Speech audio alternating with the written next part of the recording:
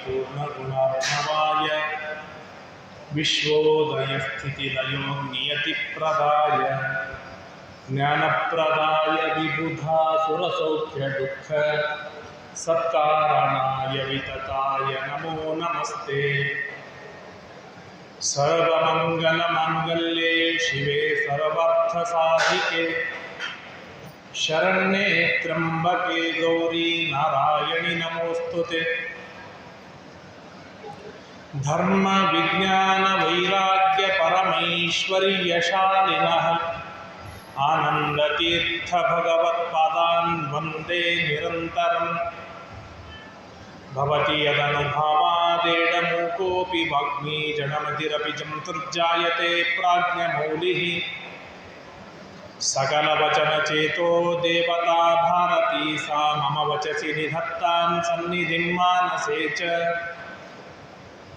नमोऽस्तु तात्विका देवाः विष्णुभक्तिपरायणाः धर्ममार्गे प्रेरयन्तु ज्ञानमार्गे प्रेरयन्तु भवन्तः सर्व एव हि। आनन्दतीर्थोपदिष्टो निधिर्नारायणात्वयः प्रदर्शितो येन सम्यक् जयतीर्थं तमाश्रये। अर्थिकल्पितकल्पोऽयं प्रत्यर्थिगजकेसरी व्यासतीर्थगुरुर्भूयादस्मदिष्टार्थसिद्धये। कामधेनु यथा पूर्वं सर्वाभीष्टफलप्रदा तथा कलो वादिराजः श्रीपादोभीष्टदः सताम्। दुर्वादिध्वान्तरवये वैष्णविन्दीवरेन्दवे श्रीराघवेन्द्र गुरवे नमोऽत्यन्तदयालवे। तव संकीर्तनं वेदशास्त्रार्थज्ञानसिद्धये धरणीमण्डले ख्यातं धैर्यादिगुणबृंहितं। धिक्कृताशेषवादीभं धीरसिंहगुरुं भजे। सुधीजनसुमन्दारं सुधीन्द्रसुतसुप्रियं सुशमीन्द्रगुरुं वन्दे सुजयीन्द्रकरोद्भवम्। विद्यापीठविधातारं विद्यावारिधिचन्दिरं विद्यार्थिवत्सलं वन्दे महामहिमसद्गुरुम्। आपादमौलिपर्यन्तं गुरूणामाकृतिं स्मरेत तेन विघ्नाः प्रणश्यन्ति सिद्ध्यन्ति च मनोरथाः। श्रीगुरुभ्यो नमः।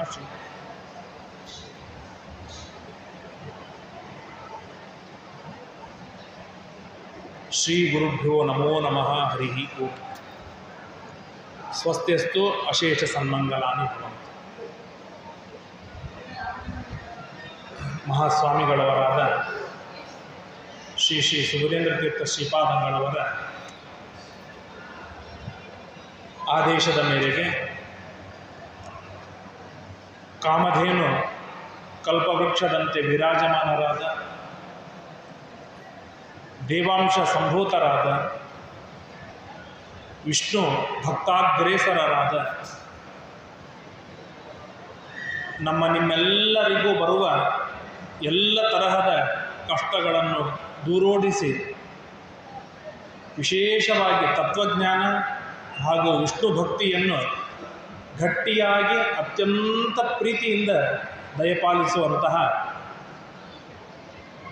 ಗುರು ಸಾರ್ವಭೌಮರಾದ ಶ್ರೀಮದ್ ರಾಘವೇಂದ್ರ ತೀರ್ಥ ಶ್ರೀಪಾದಂಗಳವರ ಅಂಗಳದೊಳಗೆ ತತ್ವಜ್ಞಾನವನ್ನು ಪಡೆಯುವುದಕ್ಕಾಗಿ ತತ್ವಜ್ಞಾನವನ್ನು ಕೇಳುವುದಕ್ಕಾಗಿ ನೀವೆಲ್ಲ ವಿಶೇಷ ರೀತಿಯಿಂದ ಭಾಗವಹಿಸಿದ್ದೇವೆ.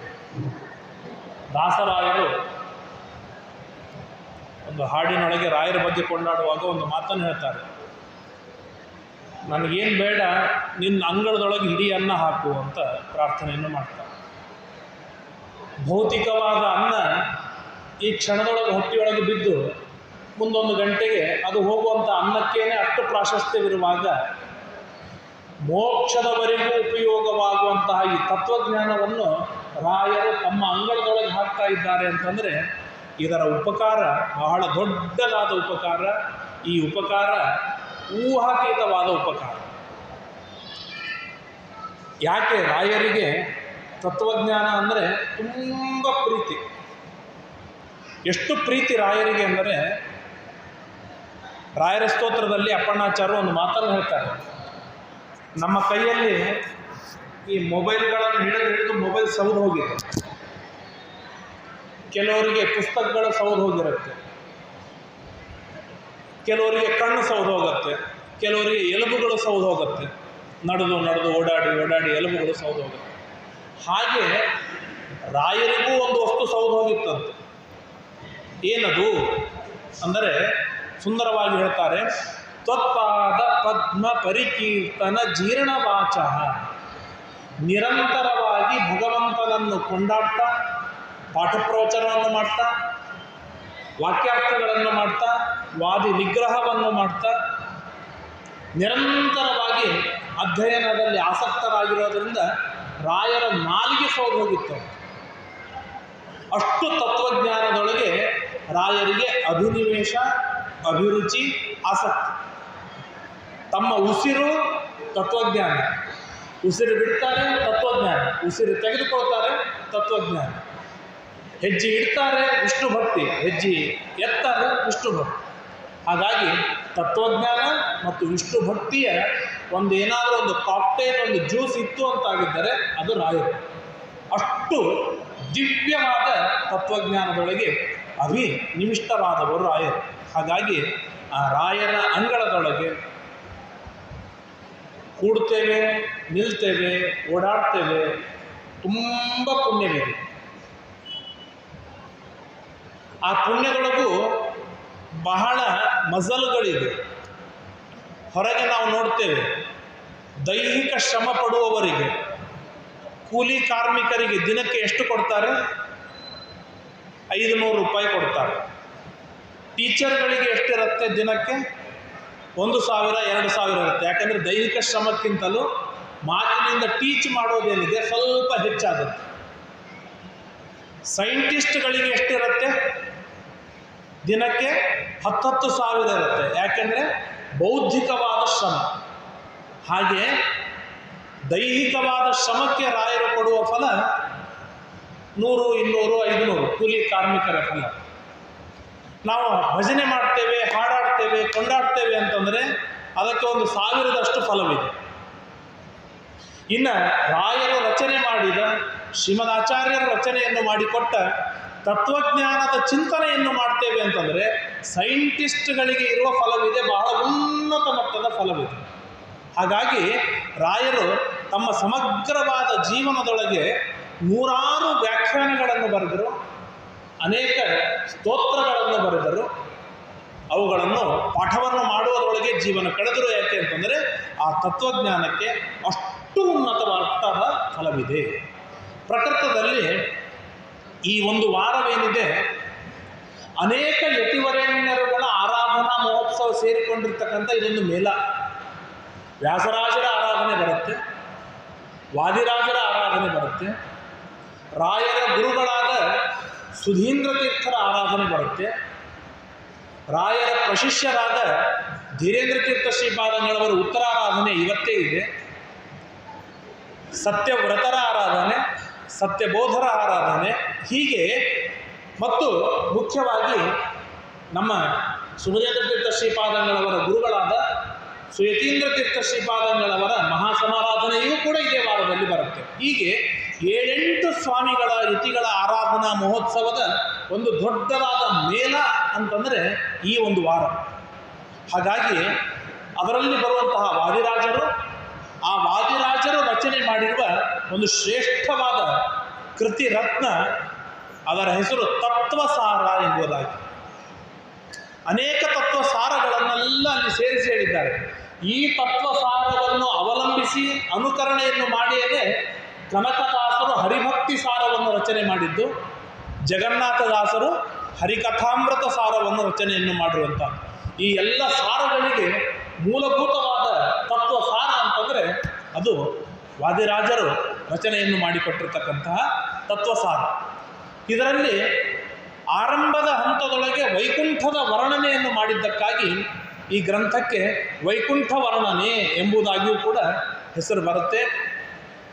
ಬಹಳ ಸುಂದರವಾದ, ಸೊಗಸಾದ, ವಿಷ್ಣು ಭಕ್ತಿಗೆ ಕಾರಣವಾದ ಒಂದು ಶ್ರೇಷ್ಠವಾದ ಕೃತಿ ರತ್ನ ಅಂತಂದರೆ ಅದು ತತ್ವಸಾರ. ಶ್ರೀ ಗುರುಭ್ಯೋ ನಮಃ. ತತ್ವಸಾರದ ಸ್ವಭಗ ಧರೆಯೊಳು ವಿಸ್ತರಿಸಬೇಕೆಂದು ಮುನಿಕುಲ ರತ್ನ ಶ್ರೀ ಗುರು ವಾದಿರಾಜನು ಶ್ರುತಿ ಪುರಾಣಗಳ ಮೊತ್ತವನೇ ನೆರೆ ಮಥಿಸಿ ಮೇಲಣ ಮುಕ್ತಿ ಸೃಷ್ಟಿ ಸ್ಥಿತಿ ಲಯಂಗಳ ನರ್ತಿಯಲ್ಲಿ ಬಣ್ಣಿಸಿದ ಕಥೆಯನ್ನು ಕೇಳಿ ಸಜ್ಜನ. ಏನು ಈ ತತ್ವಸಾರದೊಳಗೆ ವಾದಿರಾಜರು ಹೇಳ್ತಾ ಇದ್ದಾರೆ, ಏನೆಲ್ಲ ಹಾಕಿದ್ದಾರೆ ಒಳಗೆ. ನಮಗೆಲ್ಲ ಒಂದು ಕ್ಯೂರಿಯಾಸಿಟಿ ಇರುತ್ತೆ, ಸುಮ್ಮನೆ ಹುಳಿ ಹಾಕಿದ್ದಾರೆ ತಿನ್ನಬೇಕು ಅಂತಂದ್ರೆ ತಿನ್ಲಿಕ್ಕೆ ಮಜಾ ಬರೋದಿಲ್ಲ. ಇದರೊಳಗೆ ಏನೆಲ್ಲ ಐಟಮ್ಗಳು ಬೆರೆಸಿದ್ದಾರೆ, ಓ ಹಾಗಾದ್ರೆ ಇಷ್ಟೆಲ್ಲ ಸೇರಿರುತ್ತಾ, ಹಾಗಾದರೆ ಮಠದ ಹುಳಿ ಬಹಳ ರುಚಿಯಾಗಿರುತ್ತೆ ಎಂಬುದಾಗಿ ಊಟಕ್ಕೆ ಓಡಿ ಬರ್ತೇವೆ. ಹಾಗೆ ತತ್ವಸಾರವನ್ನು ಕೇಳಬೇಕು ಅಂತಂದರೆ ತತ್ವಸಾರದೊಳಗೆ ಏನೆಲ್ಲ ವಾದಿರಾಜರ ಸಂಗ್ರಹವನ್ನು ಮಾಡಿಕೊಟ್ಟಿದ್ದಾರೆ ಅಂತ ಕೇಳಿದಾಗ ಹೇಳ್ತಾರೆ, ಶ್ರುತಿ ಸ್ಮೃತಿ ಪುರಾಣಗಳು ಅನೇಕ ಶ್ರುತಿಗಳಲ್ಲಿ ಬಂದ, ಅನೇಕ ಸ್ಮೃತಿಗಳಲ್ಲಿ ಬಂದ, ಇತಿಹಾಸ ಅಂದರೆ ರಾಮಾಯಣ ಮಹಾಭಾರತಗಳಲ್ಲಿ ಬಂದ, ಸರ್ವಮೂಲದಲ್ಲಿ ಅಡಗಿಕೊಂಡಿರುವ ಏನೆಲ್ಲ ತತ್ವಗಳಿವೆ ಆ ಎಲ್ಲ ತತ್ವಗಳನ್ನು ಏಕತ್ರ ಶೇಖರಣೆಯನ್ನು ಮಾಡಿ ಈ ತತ್ವಸಾರದಲ್ಲಿ ನಮಗೆ ಕೊಟ್ಟಿದ್ದಾರೆ. ಹೇಗೆ ಅಂತಂದರೆ, ಹಾಲು ಮಥನ ಮಾಡಿ ಅಥವಾ ಮೊಸರನ್ನು ಮಥನ ಮಾಡಿದಾಗ ಕಡೆದಾಗ ಹೇಗೆ ಬೆಣ್ಣೆ ಬರಬೇಕಲ್ಲ, ಹಾಗೆ ಸಮಗ್ರವಾದ ಸರ್ವಮೂಲ ಇತಿಹಾಸ ಪುರಾಣಗಳೆಂಬ ವಿರಾಟ್ ಸಾಗರವನ್ನು ಚೆನ್ನಾಗಿ ಮಥನವನ್ನು ಮಾಡಿ ಅದರಲ್ಲಿ ಬಂದಿರುವ ಸಾರವನ್ನು ಮಾತ್ರ ಎತ್ತಿ ವಾದಿರಾಜ ತೀರ್ಥ ಶ್ರೀಪಾದಂಗಳವರು ನಮಗೆ ದಯಪಾಲಿಸ್ತಾ ಇದ್ದಾರೆ. ಇದರಿಂದ ಲಾಭವೇನು? ನಮ್ದೆಲ್ಲ ಇವತ್ತು ನಾವೆಲ್ಲ ಹೇಗಿದ್ದೇವೆ ಅಂತಂದರೆ, ಬಿಸಿನೆಸ್ ಮೈಂಡ್ ಬಹಳ. ರಾಯರಲ್ಲಿ ಬರಲಿ, ಗುರುಗಳಲ್ಲಿ ಬರಲಿ, ದೇವತೆಗಳಲ್ಲಿ ಬರಲಿ, ದೇವರಲ್ಲಿ ಹೋಗಲಿ, ಮುಖ್ಯ ಪ್ರಾಣ ದೇವರು ಹನುಮಂತ ದೇವರ ಗುಡಿಗೆ ಹೋಗಲಿ, ಎಲ್ಲಿ ಹೋದರೂ ಒಂದು ಬಾರ್ಗಿಂಗ್ ವ್ಯವಹಾರವನ್ನು ಮಾಡ್ತೇವೆ. ನಾನು ಇಷ್ಟು ಪ್ರದಕ್ಷಿಣೆ ಹಾಕಿದ್ದೇನೆ, ಓ ರಾಯರೇ ನನಗೆ ಎಷ್ಟು ಫಲ ಕೊಡೋರಿದ್ದೀರಿ. ಬಾಯಿ ಬಿಟ್ಟು ಹೇಳೋದಿಲ್ಲ, ಆದರೆ ಆ್ಯಟಿಟ್ಯೂಡ್ ಹಾಗೆ ಇರುತ್ತೆ. ನಾನು ಇಷ್ಟು ಪ್ರದಕ್ಷಿಣೆ ಹಾಕಿದ್ದೇನೆ, ಇಷ್ಟು ಸೇವೆ ಮಾಡಿದ್ದೇನೆ ಅಂದಮೇಲೆ ನೀವು ನನಗೆ ಇಷ್ಟು ಫಲ ಕೊಡಲಿಕ್ಕೆ ಬೇಕು. ಕೊಡದಿದ್ದರೆ ಮತ್ತು ಮುಂದೆ ನಾನು ನಿಮಗೆ ಬಂದು ಪ್ರದಕ್ಷಿಣೆ ಹಾಕ್ತೇನೆ ಇಲ್ಲೋ ಗೊತ್ತಿಲ್ಲ ಎನ್ನುವ ಆ್ಯಟಿಟ್ಯೂಡ್ ಸ್ವಭಾವದೊಳಗೆ ನಾವು ಸೇವೆಯನ್ನು ಮಾಡ್ತೇವೆ. ಯಾಕೆ ಅಂತಂದರೆ, ನಮಗೆ ಕೇಂದ್ರ ರಾಯರು ಎಷ್ಟಾಗಿರ್ತಾರೆ ಅದಕ್ಕಿಂತ ಹೆಚ್ಚಿನ ಮಟ್ಟಕ್ಕೆ ನಮಗೆ ಕೇಂದ್ರ ನಾನಾಗಿರ್ತೇನೆ. ನನ್ನ ಪ್ರದಕ್ಷಿಣೆ, ನನ್ನ ಜಪ, ನನ್ನ ಪಾರಾಯಣ, ನನ್ನ ಸೇವೆಗಾಗಿ ಕೇಂದ್ರ ನಾನಾಗಿರ್ತೇನೆ. ಪ್ರತಿಯೊಂದಕ್ಕೂ ನನಗಿದು ಬೇಕು, ನನ್ನ ಈ ಕಷ್ಟ ಪರಿಹಾರ ಆಗಬೇಕು, ನನಗೆ ಹೀಗಾಗಬೇಕು, ನನಗೆ ಹೀಗಾಗಬೇಕು, ನನಗೆ ಹೀಗಾಗಬೇಕು. ಯಾವ ಕಾರಣಕ್ಕೂ ನಾನು ಮಾಡುವ ಈ ಸೇವೆಯಿಂದ ರಾಯರು ಸಂತುಷ್ಟರಾಗಬೇಕು ಎನ್ನುವ ಕಾನ್ಸೆಪ್ಟೇ ಬರುವುದಿಲ್ಲ. ನಾನು ಮಾಡಿದ ಪ್ರದಕ್ಷಿಣೆಯಿಂದ, ನಾನು ಮಾಡಿದ ಜಪ ಪಾರಾಯಣಗಳಿಂದ, ನಾನು ಮಾಡಿದ ಸೇವೆಯಿಂದ ರಾಯರು ಸಂತೃಪ್ತರಾಗಬೇಕು, ಅದಕ್ಕಾಗಿ ನಾನು ಮಾಡ್ತೇನೆ. ಸಂತುಷ್ಟರಾದ ರಾಯರು ನನಗೇನಾದರೂ ಫಲ ಕೊಡಬೇಕು. ನನಗೆ ಒಳಿತು ಮಾಡಲಿ ಓಕೆ, ನನಗೆ ಕೆಡುಕು ಮಾಡಲಿ ಓಕೆ. ನನ್ನ ಅಜೆಂಡಾ ಏನಿದೆ, ನನ್ನ ಟಾರ್ಗೆಟ್ ಏನಿದೆ, ರಾಯರು ಸಂತೋಷಗೊಳ್ಳಬೇಕು, ಇದೇ ನನ್ನ ಟಾರ್ಗೆಟ್. ಹಾಗೆ ಇದು ನಿಷ್ಕಾಮ ಯೋಗಿಗಳು ಈ ತರಹದ ಟಾರ್ಗೆಟ್ ಇಟ್ಟುಕೊಂಡು ಸೇವೆಯನ್ನು ಮಾಡೋರು. ನಮಗೆಲ್ಲ ಆ ತರಹದ್ದು ಬರೋದಿಲ್ಲ. ಸ್ವಾಮಿ ನಾನು ನಿಮ್ಮನ್ನು ಸಂತೋಷಪಡಿಸೀನಿ, ಯಾಕೆ ಅಂದರೆ ನನಗೆ ಈ ಕಷ್ಟ ಪರಿಹಾರ ಆಗಬೇಕು ಅಂತೇಳಿ ಕೊನೆಗೆ ನಾನು ನನ್ನಲ್ಲೇ ಬಂದಿರ್ತೇನೆ. ಹಾಗಾಗಿ ವಾದಿರಾಜರು ಹೇಳ್ತಾರೆ, ನಾವು ಟಾರ್ಗೆಟ್ ಇದ್ದೇವೆ ಏನು ಅಂತಂದರೆ, ಇದು ಪುಣ್ಯ ಕಥೆ. ಈ ತತ್ವ ಸಾರವೇನಿದೆ ಇದೊಂದು ಕಾದಂಬರಿ ಅಲ್ಲ, ಇದು ನಾವೆಲ್ ಅಲ್ಲ, ಇದು ಟೈಮ್ ಪಾಸಿಗೆ ಮಾಡುವಂಥದ್ದಲ್ಲ. ಇದು ಒಂದು ಅಪಾರವಾದ ಪುಣ್ಯ ರಾಶಿಯನ್ನು ನಮಗೆ ತಂದು ಕೊಡುವಂತಹ ಪುಣ್ಯ ಕಥೆಯಾಗಿದೆ. ಲೋಕಕ್ಕಿದೆ ಮುಕುತಿಯ ಪಥ. ಯಾರು ಅತ್ಯಂತ ಶ್ರದ್ಧೆಯಿಂದ, ಭಕ್ತಿಯಿಂದ, ವಿಶ್ವಾಸದಿಂದ ಇದನ್ನು ಕೇಳ್ತಾರೆ, ಅವರಿಗೆ ಸಿಗುವ ಫಲವೇನೆಂದರೆ ಮೋಕ್ಷವೇ ಸಿಗತ್ತೆ. ಅಲ್ಲ, ಈ ಕಥೆಯನ್ನು ನಾನು ತುಂಬ ಕೇಳಿದ್ದೇನೆ, ನಮಗಿನ್ನೂ ಮೋಕ್ಷ ಆಗಿಲ್ಲಲ್ಲ ಅಂದರೆ, ನಮಗೆ ಫಲ ಸಿಗುವುದರೊಳಗೆ ನಾನು ಎಷ್ಟು ಶ್ರದ್ಧೆ ಮಾಡಿದ್ದೇನೆ, ನಾನು ಎಷ್ಟು ವಿಶ್ವಾಸ ಇಟ್ಟಿದ್ದೇನೆ, ಅದರ ಮೇಲೆ ನಮಗೆ ಫಲ ಸಿಗತ್ತೆ. ಫಲ ಡಿಸೈಡ್ ಮಾಡ್ತಾನೆ ದೇವರು. ಶ್ರದ್ಧೆ ವಿಶ್ವಾಸಗಳಿಲ್ಲದಿರುವಾಗ ಫಲ ಬಹಳ ಅತ್ಯಲ್ಪವಾದ ಫಲ ಸಿಗತ್ತೆ. ಒಂದು ಸಣ್ಣ ದೃಷ್ಟಾಂತವನ್ನು ಹೇಳ್ತೇನೆ, ತಮಗೆಲ್ಲರಿಗೂ ಮನವರಿಕೆ ಆಗಬಹುದು. ಇಲ್ಲೆಲ್ಲೋ ಓಡಾಡ್ತಾ ಇರುವಾಗ ಒಂದು ಚೀಲದ ತುಂಬ ನಮಗೊಂದೇನೋ ಗುಂಡು ಗುಂಡು ಕಲ್ಲುಗಳು ಸಿಕ್ಕು ಅಂತ ಇಟ್ಟುಕೊಳ್ಳೋಣ. ಒಬ್ಬನೇನು ಮಾಡ್ತಾನೆ, ಇದನ್ನು ತಗೋತಾನೆ, ಇದು ಚಂದದ ಗೋತೆ ಆಟುವುದಕ್ಕಾಗಿ ನನಗೆ ಉಪಯೋಗ ಬರುತ್ತೆ ಅಂತ ಇಟ್ಕೋತಾನೆ. ಯಾಕೆ ಅವನಿಗೆ ಆಟ ಮಾಡೋದಕ್ಕೆ ಬೇಕು, ಅದೇ ಸಾಮಾನು ಆಟದ ಸಾಮಾನು ಅಂತ ಇಟ್ಕೊಂಡ. ಇನ್ನೊಬ್ಬ ವಿಚಾರ ಮಾಡ್ತಾನೆ, ಇಲ್ಲೋ ನಿನಗೊಂದು ಬೇರೆ ಒಂದು 10 ರೂಪಾಯಿ ಕೊಡ್ತೀನಿ ತಗೋ, ಈ ಕಲ್ಲುಗಳೇನದ ನನಗೆ ಕೊಡು, ಇದು ನನಗೆ ಉಪಯೋಗ ಬರುತ್ತೆ ಅಂತ ಇಟ್ಕೋತಾನೆ. ಅವನು ಎದಕ್ಕೆ ಉಪಯೋಗ ಇಟ್ಕೊಂಡ ಅಂತಂದ್ರೆ ಇನ್ನೊಬ್ರಿಗೆ ಹೊಡಿಲಿಕ್ಕೆ. ಅವನ ಕಡೆಗೆ ಮತ್ತೊಬ್ಬ ಬಂದ, ಇದೆಲ್ಲ ಬೇಡ, ಇದಕ್ಕೆ ಭಾಳ ಕಿಮ್ಮತ್ತದ, ಒಂದೊಂದು ಕಲ್ಲಿಗೆ ನಾನು 100 ರೂಪಾಯಿ ಕೊಡ್ತೇನೆ, ಇದು ನನಗೆ ಕೊಡು ಅಂದ. ಅವನಿಗೆ ಖುಷಿ ಆಯ್ತು, ತೆಗೆದುಕೊಂಡವನು. ಅದನ್ನು ಒಬ್ಬ ಜ್ಯುವೆಲರಿ ಮಾರ್ಕೆಟಿಗೆ ಹೋಗಿ ಮಾರಿದ. ಅವನಂದ ಒಂದೊಂದು ಕಲ್ಲಿಗೆ 1000 ರೂಪಾಯಿ ಕೊಡ್ತೇನೆ ಅಂದ. ಅದನ್ನು ಮುಂಬೈ ಜ್ಯುವೆಲರಿಗೆ ಹೋಗಿ ಮಾರಿದ. ಅವನು ಹೇಳಿದ ಒಂದೊಂದು ಕಲ್ಲಿಗೆ 1,00,000 ರೂಪಾಯಿ ಕೊಡ್ತೇನೆ ಅಂದ. ಅದನ್ನು ದುಬೈಗೆ ಹೋಗಿ ಮಾರಿದ. ಒಂದೊಂದು ಕಲ್ಲಿಗೆ 10 ಲಕ್ಷ ಕೊಡ್ತೇನೆ ಅಂದ. ಕಲ್ಲು ಒಂದೇ. ಆದರೆ ಮೊದಲನೇ ವ್ಯಕ್ತಿಗೆ ಅದು ಡೈಮಂಡ್ ಇದೆ ಅಂತ ಗೊತ್ತಾಗಲಿಲ್ಲ. ಅವನು ಗೋಲಿಯಾಗಿ ಗೋಟೆ ಆಟ ಆಡೋದಕ್ಕಾಗಿ ಬಳಸಿಕೊಂಡ. ಅದರ ಬೆಲೆ ಯಾವಾಗ ಹೆಚ್ಚಾಯಿತು, ಅದರ ಬಗ್ಗೆ ಜ್ಞಾನ ಎಷ್ಟು ನಾಲೆಜ್ ಹೆಚ್ಚಾಯಿತು, ಅದರ ಮೇಲೆ ಶ್ರದ್ಧೆ ವಿಶ್ವಾಸಗಳು ಎಷ್ಟು ಬಂತು, ಹಾಗೆ ಅದರ ಬೆಲೆ ಹೆಚ್ಚಾಗ್ತಾ ಹೋಯಿತು. ಆ ನಿಟ್ಟಿನೊಳಗೆ ನಮ್ಮ ರಾಯರು ಅಷ್ಟೇ, ನಮ್ಮ ಈ ಏನಂತಾರೆ ತತ್ವಸಾರ ಗ್ರಂಥವೂ ಅಷ್ಟೇ, ಭಾಗವತಾದಿ ಎಲ್ಲ ಗ್ರಂಥಗಳು ಅಷ್ಟೇ. ಅದರಲ್ಲಿ ನಾವು ಎಷ್ಟು ಶ್ರದ್ಧೆ ಇಡ್ತೇವೆ, ಎಷ್ಟು ವಿಶ್ವಾಸ ಮಾಡ್ತೇವೆ, ಎಷ್ಟು ನಾಲೆಜ್ ಪಡೆದುಕೊಳ್ತೇವೆ, ಅದರ ಮಹತ್ವ ಆಟೋಮೆಟಿಕ್ಲಿ ಹೆಚ್ಚಾಗ್ತಾ ಹೋಗುತ್ತೆ. ಪೂರ್ಣ ಶ್ರದ್ಧೆ ಇಟ್ಟಾಗ ಥಟ್ಟನೆ ಮೋಕ್ಷವಾಗುತ್ತೆ. ಅಂತಹ ದಿವ್ಯವಾದ ಗ್ರಂಥ ಈ ಗ್ರಂಥ. ಇದು ಸರ್ವಸಾಧನ ವಿದುಗಳಿಗೆ ಸಮ್ಮತ. ವಾದಿರಾಜರು ರಚನೆ ಮಾಡಿದ್ದಾರೆ. ವಾದಿರಾಜರ ತರುವಾಯದಲ್ಲಿ ಬರುವ ಯಾವೆಲ್ಲ ಜ್ಞಾನಿಗಳಿದ್ದಾರೆ ಆ ಎಲ್ಲ ಜ್ಞಾನಿಗಳಿಗೂ ಸಮ್ಮತವಾಗಿದೆ ಈ ಗ್ರಂಥ. ಅಂದರೆ ವಾದಿರಾಜರ ನಂತರ ಬಂದ ರಾಯರಿಗೂ ಕೂಡ ಈ ಗ್ರಂಥ ಪರಮಸಮ್ಮತವಾಗಿದೆ. ಹಾಗಾಗಿಯೇ ರಾಯರು ತಮ್ಮ ಅಂಗಳದೊಳಗೆ ಈ ಗ್ರಂಥವನ್ನು ಹೇಳಿಸಿಕೊಳ್ತಾ ಇದ್ದಾರೆ, ಅನುವಾದವನ್ನು ಮಾಡಿಸಿಕೊಳ್ತಾ ಇದ್ದಾರೆ. ಮುದವ ನೀವದು ಕೇಳುವ ಜನಕ್ಕೆ, ಯಾರು ಈ ಗ್ರಂಥವನ್ನು ಕೇಳ್ತಾರೆ ಅವರು ಎಂಜಾಯ್ ಮಾಡ್ತಾರೆ, ಆನಂದವನ್ನು ಅನುಭವಿಸ್ತಾರೆ. ಈ ಮಾತನ್ನು ವಾದಿರಾಜರು ಯಾಕೆ ಹೇಳಿದರು ಅಂದರೆ, ನಾವಿಲ್ಲೆಲ್ಲ ಸೇವೆಗಾಗಿ ಬಂದವರು, ಇಲ್ಲಿ ನನ್ನಿಂದ ಹಿಡಿದುಕೊಂಡು ಎಲ್ಲರೂ ಇಲ್ಲಿ ಸೇವೆಗಾಗಿ ಬಂದವರು. ನಮ್ಮ ಸೇವೆಯೊಳಗೆ ಹೇಗಿರುತ್ತೆ ಅಂದರೆ ಎಂಜಾಯ್ಮೆಂಟ್ ಇರೋದಿಲ್ಲ. ಎಂಜಾಯ್ಮೆಂಟ್ ಅಂತಂದ್ರೆ ಹೊರಗೇನು ಮಾಡ್ತಾರಲ್ಲ ಆ ಥರದ ಎಂಜಾಯ್ಮೆಂಟ್ ಅಲ್ಲ. ಎಂಜಾಯ್ ಅಂದರೆ ಆತ್ಮತೃಪ್ತಿ, ಸಂತೃಪ್ತಿ ಇರೋದಿಲ್ಲ. 20 ಪ್ರದಕ್ಷಿಣೆ ಆಯಿತು, 22 ಪ್ರದಕ್ಷಿಣೆ ಆಯಿತು, 28 ಪ್ರದಕ್ಷಿಣೆ ಆಯಿತು, 50 ಪ್ರದಕ್ಷಿಣೆ ಆಯಿತು, 100 ಪ್ರದಕ್ಷಿಣೆ ಆಯಿತು. 100 ಪ್ರದಕ್ಷಿಣೆ ಟಾರ್ಗೆಟ್ ಅಲ್ಲಿಗೆ ಮುಗಿದು ಹೋಗಿಬಿಡುತ್ತೆ.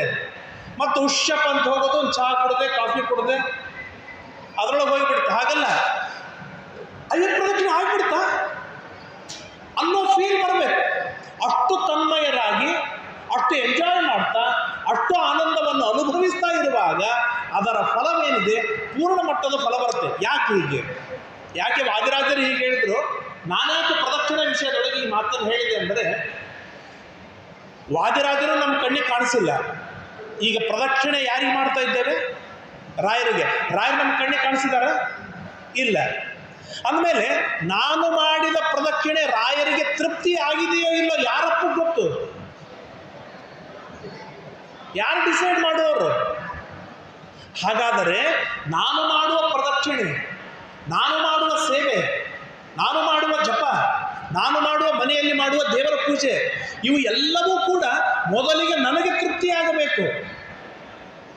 ನನಗೆ ತೃಪ್ತಿಯಾದಾಗ ನಾನು ಊಹೆ ಮಾಡಬಹುದು, ಏನಂತೆ, ರಾಯರಿಗೂ ಇದು ತೃಪ್ತಿ ಆಗಿರಬಹುದು ಅಂತ.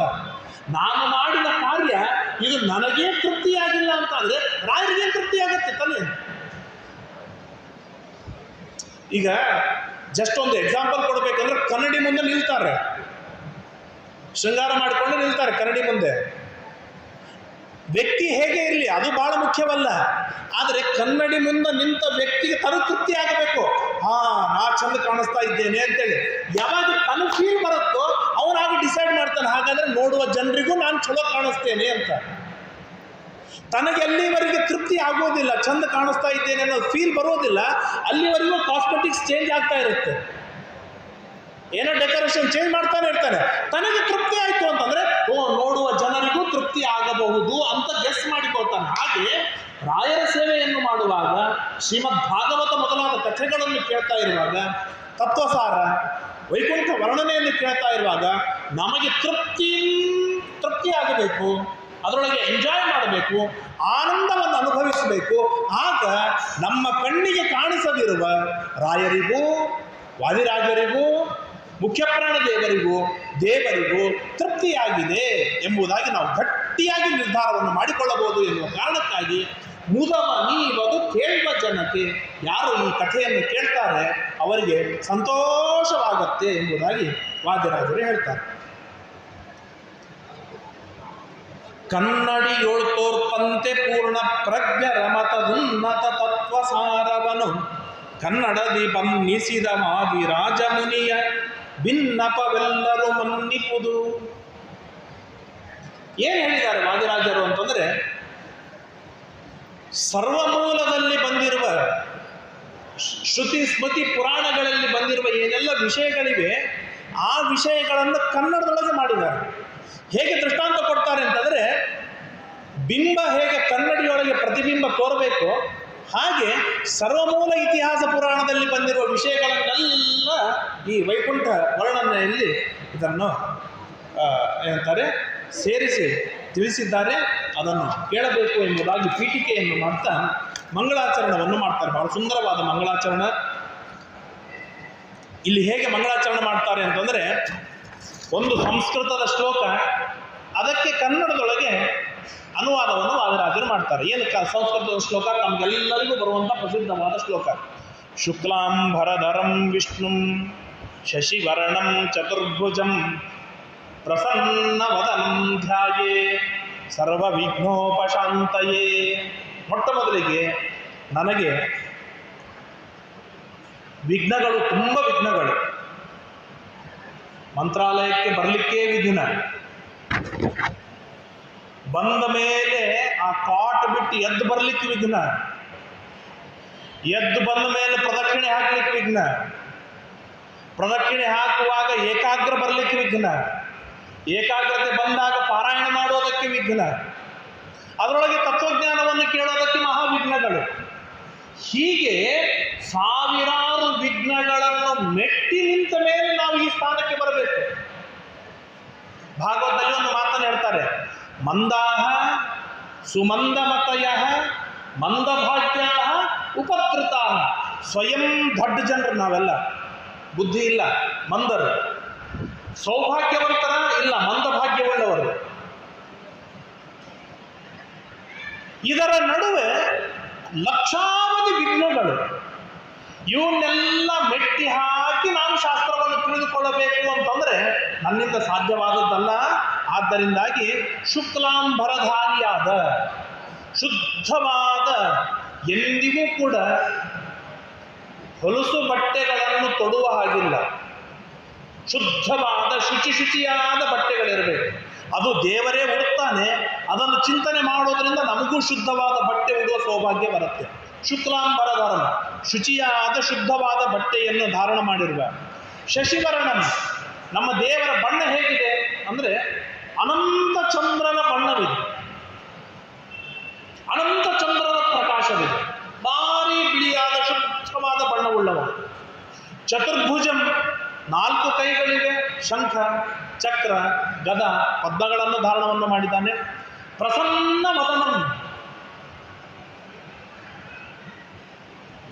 ಈ ಮಾತಿನಿಂದ ಅನೇಕ ಮಾತುಗಳನ್ನು ತಿಳಿದುಕೊಳ್ಳಬಹುದು. ನಮ್ಮ ದೇವರು ಹೇಗಿದ್ದಾನೆ ಅಂದರೆ ನಗನಗುತ್ತಾ ಇದ್ದಾನೆ, ಪ್ರಸನ್ನವದ. ನೋಡ್ಬೇಕಪ್ಪ ಅನ್ಸುತ್ತೆ. ಮನೆಯಲ್ಲಿ ಹಾಕುವ ಫೋಟೋಗಳು, ತರುವ ಪ್ರತಿಮೆಗಳು, ಇವು ಎಲ್ಲವೂ ಕೂಡ ಏನೇನೋ ಸೊಟ್ಟು ಮಾಡಿರ್ತಕ್ಕಂಥ ಪ್ರತಿಮೆಗಳನ್ನಾಗಲಿ ಫೋಟೋಗಳನ್ನಾಗಲಿ ಮನೆಯಲ್ಲಿ ಇಡುವಂಥದ್ದಲ್ಲ. ಮನೆಯಲ್ಲಿ ಹೇಗಿರಬೇಕು? ಪ್ರಸನ್ನವದನಂ, ಪ್ರಸನ್ನವಾದ, ಪ್ರಫುಲ್ಲವಾದ, ಮಂದಸ್ಮಿತ ಸ್ಫಟಿಕದಿಂದ ಯುಕ್ತವಾದ ಕಣ್ಣು ಅರಳಿಸಿರತಕ್ಕಂಥ ಅದ್ಭುತವಾದ ಪ್ರತಿಮೆಗಳು, ಚಿತ್ರಗಳು ಮನೆಯಲ್ಲಿರಬೇಕು. ಯಾಕಂದ್ರೆ ನೋಡ್ಬೇಕು. ಆ ಪ್ರಸನ್ನ ವದನವನ್ನು ನೋಡುವುದರಿಂದ ನಮಗೊಂದು ಫೀಲ್ ಬರಬೇಕು, ಮಂಗಳವಾಗತ್ತೆ ಎನ್ನುವಂಥದ್ದಿರಬೇಕು. ನೀವ್ಯಾರೋ ಎದುರು ಬಂದರೆ ಹೀಗೆ ಗಡಸು ಮಾಡಿದ್ರೆ ನೀವು ನನ್ನ ಜೊತೆ ಮಾತಾಡ್ತೀರ, ನಗನಗತ ಪ್ರಸನ್ನನಾಗಿ ನಿಂತರ ಇವ್ರ ಜೊತೆ ಮಾತಾಡ್ಬೋದು, ಇನ್ನೂ ಮಾತಾಡ್ಬೋದು ಅನ್ನೋ ಫೀಲ್ ಬರುತ್ತೆ. ಹಾಗೆ ನಮ್ಮ ದೇವರು ಸಹ ಹೇಗಿದ್ದಾನೆ, ಪ್ರಸನ್ನ ವದನ, ಅತ್ಯಂತ ಪ್ರಸನ್ನನಾದ ವದನ. ಆ ಪ್ರಸನ್ನತೆ ಯಾವಾಗ ಬರುತ್ತೆ ಅಂತಂದರೆ, ಚಿಂತೆ ಇರಬಾರ್ದು, ಸಂತಾಪ ಇರಬಾರ್ದು, ದುಃಖ ಇರಬಾರ್ದು, ಟೆನ್ಷನ್ ಇರಬಾರ್ದು, ದುಗುಡು ಇರಬಾರ್ದು, ಪಾಪವಿರಬಾರ್ದು, ಕಷ್ಟಗಳಿರಬಾರ್ದು. ಇವನ್ನೆಲ್ಲ ಎಷ್ಟು ದೂರ ತಳ್ತಾನೆ ಅಷ್ಟು ಮುಖದ ಮೇಲೆ ಪ್ರಶಾಂತತೆ ಇರುತ್ತೆ, ಪ್ರಸನ್ನ ವದನ ನಮಗೆ ಬರುತ್ತೆ. ಈ ಟೆನ್ಷನ್ ವಿನಾಕಾರಣ ಅನ್ನೆಸೆಸರಿ ಟೆನ್ಷನ್ಗಳನ್ನೆಲ್ಲ ತನ್ನ ತಲೆಯೊಳಗೆ ಹಾಕೋತಾನಲ್ಲ, ಅದರಿಂದ ಮಾರಿ ಮುಖ ಬಹಳ ಉದ್ವಿಗ್ನವಾಗಿರ್ತದೆ. ಆ ಉದ್ವಿಗ್ನತೆಯನ್ನು ದೂರ ಮಾಡಿಕೊಳ್ಳಬೇಕು. ನಮ್ಮ ರಾಯರ ಚಿತ್ರಗಳನ್ನು ನೋಡಬೇಕು. ಯಾವ ಚಿತ್ರದೊಳಗೆ ಟೆನ್ಷನ್ನಿನ ಮುಖವಿದೆ, ಯಾವ ಚಿತ್ರದಲ್ಲಿ ಟೆನ್ಷನ್ನಿನ ಮುಖವಿದೆ, ಯಾವುದು ಸಿಗೋದಿಲ್ಲ, ಹುಡುಕಿ ನೋಡಿ. ಯಾಕೆ ಅಂತಂದರೆ, ಇಳಿಸುವ ಚಿತ್ರದೊಳಗೂ ಆ ಭಾವ ಬರಬೇಕು ಅಂತಂದರೆ ಸ್ವಯಂ ರಾಯರು ಎಷ್ಟು ನಿರ್ಮಲರಾಗಿರಬೇಕು, ಪ್ರಸನ್ನರಾಗಿರಬೇಕು ಅನ್ನೋದನ್ನು ಊಹೆ ಮಾಡಬೇಕು ನಾವು. ಈ ತರಹದಿಂದ ಅಂದರೆ ನಾವು ರಾಯರ ಹತ್ರ ಬಂದಾಗ ಏನಾದರೂ ತೊಗೊಂಡು ಹೋಗಬೇಕಲ್ಲ, ರಿಟರ್ನ್ ಗಿಫ್ಟ್. ರಾಯರಿಂದ ಏನಾದರೂ ತೆಗೆದುಕೊಂಡು ಹೋಗ್ಬೇಕಲ್ಲ, ಏನಾದರೂ ರಿಟರ್ನ್ ಗಿಫ್ಟ್ ಅಂತಂದರೆ ಈ ತರಹದ ಗುಣಗಳನ್ನೇ ತೆಗೆದುಕೊಂಡು ಹೋಗೋದು. ನಾನು ನನ್ನ ಮನೆಯೊಳಗೆ ಇನ್ಮೇಲೆ ಎಂದಿಗೂ ಟೆನ್ಷನ್ ಆಗಿರೋದಿಲ್ಲ, ಸಿಟ್ಟು ಮಾಡಿಕೊಳ್ಳೋದಿಲ್ಲ, ಪ್ರಸನ್ನ ವದನನಾಗಿರ್ತೇನೆ, ಶಾಂತನಾಗಿರ್ತೇನೆ. ಇವುಗಳನ್ನು ಗಿಫ್ಟ್ ಆಗಿ ನಾವು ತೆಗೆದುಕೊಂಡು ಹೋದಾಗ ನಮ್ಮ ಕಷ್ಟಗಳು ಯಾವುದೂ ಇರೋದಿಲ್ಲ. ಪ್ರಸನ್ನ ವದನ. ಇಂತಹ ಭಗವಂತನನ್ನು ನಾನು ಧ್ಯಾನ ಮಾಡ್ತೇನೆ. ಯಾಕೆ? ಸರ್ವ ವಿಘ್ನೋಪಶಾಂತಯೇ, ಎಲ್ಲ ವಿಘ್ನಗಳನ್ನು ಪರಿಹಾರ ಮಾಡಿಕೊಳ್ಳುವುದಕ್ಕೆ. ಇದನ್ನು ವಾದಿರಾಜರು ಎಷ್ಟು ಚೆನ್ನಾಗಿ ಕನ್ನಡದಲ್ಲಿ ಹೇಳ್ತಾರೆ.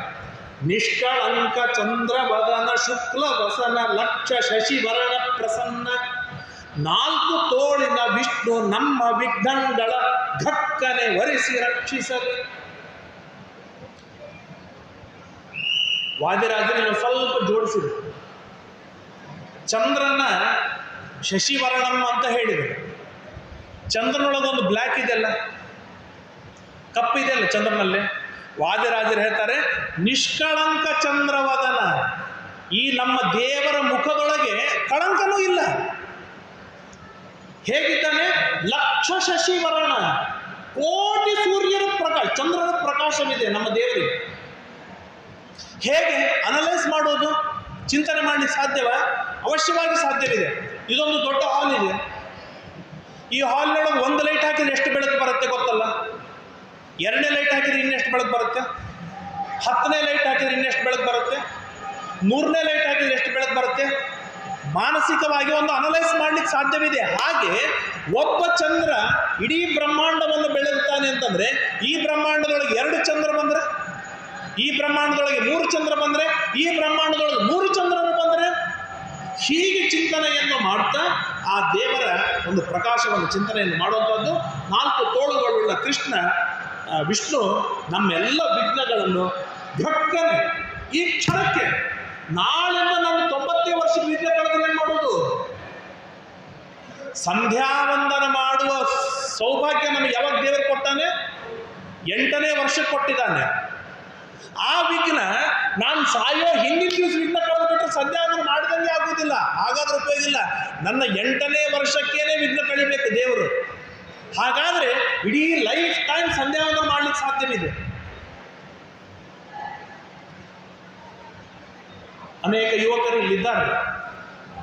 ರಾಯರಿಂದ ಏನಾದರೂ ರಿಟರ್ನ್ ಗಿಫ್ಟ್ ಪಡೆದುಕೊಂಡು ಹೋಗುವ ಕಾನ್ಸೆಪ್ಟ್ ಇತ್ತು ಅಂತಂದರೆ, ಸ್ಪಷ್ಟವಾಗಿ ಸ್ವಚ್ಛವಾಗಿ ನಿರ್ಭಿಡೆಯಿಂದ ಹೇಳ್ತೇನೆ, 2 ಹೊತ್ತು ಸಂಧ್ಯಾವಂದನವನ್ನು ಮಾಡ್ತೇನೆ ಅಂತ ಪ್ರತಿಜ್ಞೆಯನ್ನು ಮಾಡಿ, ಇದು ರಾಯರು ಕೊಟ್ಟ ಗಿಫ್ಟ್.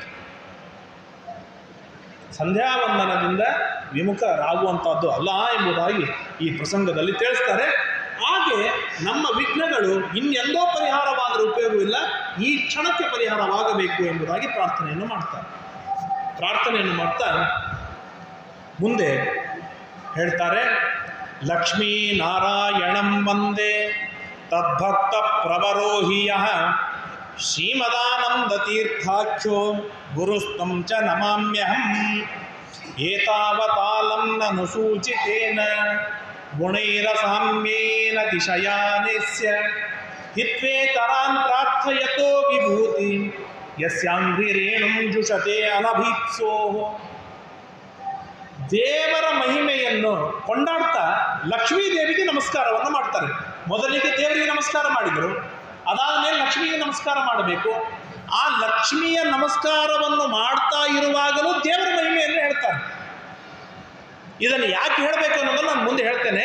ಎಷ್ಟು ಚೆಂದಾಗಿ ಹೇಳ್ತಾರೆ ಅಂದರೆ, ಲಕ್ಷ್ಮಿ, ಯಾರು ಲಕ್ಷ್ಮೀ ದೇವಿಯನ್ನು ಅಪೇಕ್ಷೆ ಪಡ್ತಾರೆ ಅವ್ರನ್ನೆಲ್ಲರನ್ನೂ ಲಕ್ಷ್ಮಿ ದೂರ ಸರಿಸ್ತಾಳೆ. ಯಾವ ಲಕ್ಷ್ಮೀ ದೇವಿಯನ್ನು ಯಾರು ಅಪೇಕ್ಷೆ ಪಡುವುದಿಲ್ಲ, ನಾರಾಯಣ. ಅಂತಹ ನಾರಾಯಣನ ಗಟ್ಟಿಯಾಗಿ ಹಿಡಿದುಕೊಂಡಿದ್ದಾಳೆ ಲಕ್ಷ್ಮೀ ದೇವಿ. ಅಂದರೆ ಇದರದ್ದು ಸ್ಪಷ್ಟ ಆಗಲಿಲ್ಲ, ವಿವರಣೆ ಕೊಡ್ತೇನೆ. ನಾವೆಲ್ಲರೂ ಆರಾಧನೆ ಮಾಡೋದು ಯಾರನ್ನು? ಲಕ್ಷ್ಮೀ ದೇವಿಯನ್ನು. ಯಾಕೆ ಲಕ್ಷ್ಮೀ ದೇವಿಯನ್ನು ಆರಾಧನೆ ಮಾಡ್ತೇವೆ? ನಮಗೆ ಹಣ ಬೇಕು, ಬಂಗಾರ ಬೇಕು, ಬೆಳ್ಳಿ ಬೇಕು, ಮುತ್ತು ರತ್ನಗಳು ಬೇಕು, ಐಶ್ವರ್ಯ ಬೇಕು, ಶ್ರೀಮಂತಿಕೆ ಬೇಕು, ಮನೆ ಬೇಕು, ಕಾರುಗಳು ಬೇಕು, ಬಂಗಲೆ ಬೇಕು, ಇತ್ಯಾದಿ ನೂರಾರು ಅಪೇಕ್ಷೆಗಳೊಂದಿಗೆ ನಾವು ನಿರಂತರವಾಗಿ ಲಕ್ಷ್ಮೀ ದೇವಿಯನ್ನು ಆರಾಧನೆ ಮಾಡ್ತೇವೆ. ಆರಾಧನೆಯನ್ನು ಮಾಡುವಂಥವರು ಲಕ್ಷ್ಮೀ ದೇವಿ ಬೇಡ, ಅವ್ರನ್ನ ದೂರ ಸರಿಸಿಬಿಡ್ತಾಳೆ ಲಕ್ಷ್ಮೀ ದೇವಿ. ಯಾಕೆ ದೂರ ಸರಿಸ್ತಾಳೆ? ನಾನು ಮೊದಲಿಗೆ ಹೇಳಿದೆ, ಲಕ್ಷ್ಮೀ ದೇವಿ ಪೂಜೆ ಮಾಡುವಾಗ ನಮ್ಮ ಕಾನ್ಸೆಪ್ಟ್ ಲಕ್ಷ್ಮೀ ದೇವಿಯಲ್ಲ, ಕೇಂದ್ರ ನಾನಾಗಿದ್ದೇನೆ. ಇವತ್ತು ನಾನೇ ಇಲ್ಲಿ ಹೊರಗೆ ನಿಂತಾಗ ಯಾರಾದರೂ ಒಬ್ಬರು ಬಂದು ಭಿಕ್ಷೆ ಬೇಡಿದರೆ ನಮಗೆ ಎಷ್ಟು ಇರಿಟೇಟ್ ಆಗುತ್ತೆ ಗೊತ್ತಲ್ಲ ಎಲ್ಲರಿಗೂ. ಅಂದಮೇಲೆ ನಮ್ಮಂಥ ಕೋಟಿ ಜನ ಹೋಗಿ ಲಕ್ಷ್ಮೀ ದೇವಿ ಮುಂದೆ ಭಿಕ್ಷೆ ಬೇಡಿದ್ರೆ ಅವಳಿಗೆ ಎಷ್ಟು ಇರಿಟೇಟ್ ಆಗಲಿಕ್ಕಿಲ್ಲ. ಒಮ್ಮೆ ನಾವು ವಿಚಾರ ಮಾಡೀವಿ. ಹಾಗಾಗಿ ನಮ್ಮಿಂದ ಆರಾಧನೆಯನ್ನು ಮಾಡಿಸಿಕೊಳ್ಳುವಂಥ ಲಕ್ಷ್ಮೀ ದೇವಿ ಸಾಕಪ್ಪ ಇವರು ಅಂತ ಒಂದು ನಿಮಿಷ ಇವ್ರನ್ನು ಬಿಡ್ತಾಳೆ, ಬೇಡ ಅಂತ. ಇನ್ನು ದೇವರಿಗೆ ಲಕ್ಷ್ಮೀ ದೇವಿ ಅನಿವಾರ್ಯತೆ ಇಲ್ಲೇ ಇಲ್ಲ. ಸ್ತ್ರೀ ವರ್ಗದೊಳಗೆ ಲಕ್ಷ್ಮೀ ದೇವಿಗಿಂತಲೂ ಅತಿ ಚಲುವು ಇನ್ನು ಯಾರು ಇಲ್ಲ, ಆದ್ರಿಂದಾಗಿ ಲಕ್ಷ್ಮೀ ದೇವಿಯನ್ನು ಇಟ್ಟುಕೊಂಡಿದ್ದಾನೆ. ಹಾಗಾಗಿ ಲಕ್ಷ್ಮೀ ದೇವಿಯ ಅನಿವಾರ್ಯತೆ ಯಾರಿಗಿಲ್ಲ, ದೇವರಿಗಿಲ್ಲ. ಲಕ್ಷ್ಮೀ ದೇವಿ ಅನಿವಾರ್ಯತೆ ಯಾರಿಗಿದೆ? ನಮಗಿದೆ. ಲಕ್ಷ್ಮೀ ದೇವಿ ಏನು ಮಾಡ್ತಾಳೆ ಅಂತಂದರೆ, ನಮ್ಮನ್ನು ಬಿಡ್ತಾಳೆ, ಪೂಜೆ ಮಾಡುವ ನಮ್ಮನ್ನು ಬಿಡ್ತಾಳೆ, ನೆಗ್ಲೆಕ್ಟ್ ಮಾಡುವ ದೇವರನ್ನು ಹಿಡಿದುಕೊಂಡಿದ್ದಾಳೆ. ಅಂದರೆ ದೇವರು ಎಷ್ಟು ದೊಡ್ಡವನಾಗಿದ್ದಾನೆ, ಎಷ್ಟು ಸರ್ವಜ್ಞನಾಗಿದ್ದಾನೆ, ಲಕ್ಷ್ಮೀ ದೇವಿಗೂ ಎಷ್ಟು ಉಪಯುಕ್ತನಾಗಿದ್ದಾನೆ. ಅಂತಹ ಲಕ್ಷ್ಮೀ ದೇವಿಗೆ ನಾನು ಸಾಷ್ಟಾಂಗ ನಮಸ್ಕಾರಗಳನ್ನು ಸಲ್ಲಿಸ್ತೇನೆ ಎಂಬುದಾಗಿ ವಾದಿರಾಜರು ನಮಸ್ಕಾರವನ್ನು ಮಾಡ್ತಾ ಮುಂದೆ ಮುಖ್ಯ ಪ್ರಾಣದೇವರಿಗೆ ನಮಸ್ಕಾರವನ್ನು ಮಾಡ್ತಾರೆ. ವಾಯುದೇವರ ಅವತಾರರಾದ ಹನುಮಂತ ದೇವರ ಅವತಾರರಾದ ಭೀಮಸೇನ ದೇವರ ಅವತಾರರಾಗಿರ್ತಕ್ಕಂಥ ಯಾವ ಮುಖ್ಯ ಪ್ರಾಣದೇವರಿದ್ದಾರೆ ಆ ಮುಖ್ಯ ಪ್ರಾಣದೇವರಿಗೆ ನಾನು ನಮಸ್ಕಾರವನ್ನು ಮಾಡ್ತೇನೆ. ಆ ಮುಖ್ಯ ಪ್ರಾಣದೇವರು ಶಿವನಾನಂದಕ್ಕಿಂತ ಭಗವತ್ಪಾದಾಚಾರ್ಯ ಎಂಥವರು ಅಂತಂದರೆ, ಸಿರಿಭೂಮಿ ದುರ್ಗೆಯರು ಧ್ಯಾನಾಮೃತ ಕರೆಬರೆ ಗುರು ಪೂರ್ಣ ಪ್ರಜ್ಞರು ಪುಟ್ಟಿಸಿದರು ಗಡ, ನರಲೋಕದ ನಾರಿಗೆ ಇವರ ಹೆರುವ ಭಾಗ್ಯ ದೊರಕದೆಂದು ಶ್ರುತಿ ಯೋಷಣವೆಂದಿತು. ಜಗತ್ತಿನೊಳಗೆ ಅತಿ ದೊಡ್ಡ ಸ್ತ್ರೀಯರು ಅಂತಂದರೆ ಇಬ್ಬರು, ಒಂದು ಶ್ರೀದೇವಿ, ಇನ್ನೊಂದು ಭೂದೇವಿ. ನಾವು ಹೇಳ್ಕೊಳ್ತೇವೆ, ಇಂಥ ಶ್ರೀಮಂತಳು ನನ್ನ ತಾಯಿ, ಇಂಥ ತಾಯಿಯ ಮಕ್ಕಳು ನಾವು ಅಂತ ನಾವು ಹೇಳ್ಕೊಳ್ತಾ ಇರ್ತೇವಲ್ಲ. ಹಾಗೆ ನಮ್ಮ ಶ್ರೀಮದಾನಂದ ತೀರ್ಥ ಭಗವತ್ಪಾದಾಚಾರ್ಯರು ಮುಖ್ಯ ಪ್ರಾಣದೇವರು ಏನಂತ ಹೇಳ್ಕೊತಾರೆ ಅಂತಂದರೆ, ಶ್ರೀದೇವಿ ಭೂದೇವಿಯರು ನನ್ನನ್ನು ಹೆತ್ತಿದ್ದಾರೆ. ಆ ಶ್ರೀದೇವಿ ಭೂದೇವಿ ಎಂಥವರು ಅಂತಂದರೆ, ಇವತ್ತು ಸಾಯುವವರಲ್ಲ, ನಿನ್ನೆ ಹುಟ್ಟಿದವರಲ್ಲ. ಅವರೆಂಥವರು? ನಿತ್ಯ ಮುಕ್ತರು, ನಿತ್ಯ ಮುಕ್ತಳೆ, ನಿರ್ವಿಕಾರಳೆ, ನಿತ್ಯ ಸುಖ ಸಂಪೂರ್ಣೆ, ನಿತ್ಯ ಜಗದಾಧಾರೆ ಎಂಬುದಾಗಿ ಹರಿಕಥಾಮೃತ ಸಾರದಲ್ಲಿ ದಾಸರಾಯರು ಹೇಳುವಂತೆ, ನಿತ್ಯ ಮುಕ್ತಳಾಗಿರ್ತಕ್ಕಂತಹ ಲಕ್ಷ್ಮೀ ಶ್ರೀದೇವಿ ಭೂದೇವಿಯರಿಂದ ಹುಟ್ಟಿ ಹುಟ್ಟಿ ಬಂದವರು ಯಾರು? ಮುಖ್ಯ ಪ್ರಾಣದೇವರು. ಆ ಮುಖ್ಯ ಪ್ರಾಣದೇವರನ್ನು ಹೇಗೆ ಪಡೆದ ದೇವರು? ದಾಸರು ಒಂದು ಹಾಡಿನೊಳಗೆ ಬಹಳ ಸುಂದರವಾಗಿ ಹೇಳ್ತಾರೆ, ಮಕ್ಕಳ ಪಡೆದರೆ ನಿನ್ನ ಚೊಕ್ಕುತನವು ಕೋಪುದೆಂದು.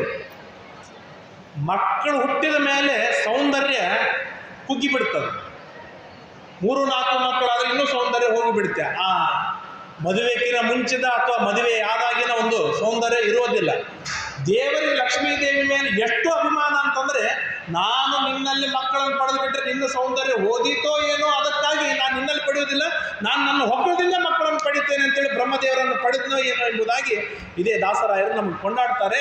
ಅಷ್ಟು ಅಭಿಮಾನ ಲಕ್ಷ್ಮೀ ದೇವಿಯ ಮೇಲೆ. ಅಂತಹ ಲಕ್ಷ್ಮೀ ದೇವಿಯಿಂದ ಅವತಾರವನ್ನು ಮಾಡಿದವರು ಯಾರು? ಮುಖ್ಯ ಪ್ರಾಣದೇವರು. ಅದೇ ಮುಖ್ಯ ಪ್ರಾಣದೇವರೇ ಶ್ರೀಮದಾನಂದ ತೀರ್ಥ ಭಗವತ್ಪಾದಾಚಾರ್ಯರಾಗಿ ಇಲ್ಲಿ ಬಂದಿದ್ದಾರೆ. ಅಂತಹ ಶ್ರೀಮದಾನಂದ ತೀರ್ಥ ಭಗವತ್ಪಾದಾಚಾರ್ಯರಿಗೆ ನಾನು ಅನಂತ ಪ್ರಣಾಮಗಳನ್ನು ಸಲ್ಲಿಸ್ತೇನೆ ಎಂಬುದನ್ನು ತಿಳಿಸ್ತಾರೆ. ದಶಮತಿ ಎಂಬ ಪೆಸರೆಮ್ಮ ಗುರುವರಗೆ ದಶ ದಿಶೆಗಳಲ್ಲಿ ಪ್ರಸಿದ್ಧ ಕಾಣಿಲು ಎಸೆವ ಈ ನಾಮ ಅನಿಮಿಷವರೊಬ್ಬರಿಗಿಲ್ಲ, ಋಷಿಗಿಲ್ಲ, ಮಾನಿಸರೊಳಿಲ್ಲ, ನಾಮ ಬಲ್ಲಿದೆಂದೆಮ್ಮ ಗುರುವಿಗಿದು ಧರ್ಮ. ಈ ಶ್ರೀಮದಾನಂದ ತೀರ್ಥ ಭಗವತ್ಪಾದಾಚಾರ್ಯರಿಗೆ ವೇದದಲ್ಲಿ ಹೇಳಿದ ಹೆಸರೇನು ಅಂತಂದರೆ ದಶಪ್ರಮತಿ. ದಶಪ್ರಮತಿಂ ಜನಯಂತ ಯೋಷಣ ಎಂಬುದಾಗಿ ಹೇಳಿರೋದ್ರಿಂದ ಬಳಿತಾ ಸೂಕ್ತದೊಳಗೆ ಮಧ್ವಾಚಾರ್ಯರ ಹೆಸರನ್ನು ಏನಂತ ಹೇಳ್ತಾರೆ? ದಶಪ್ರಮತಿ.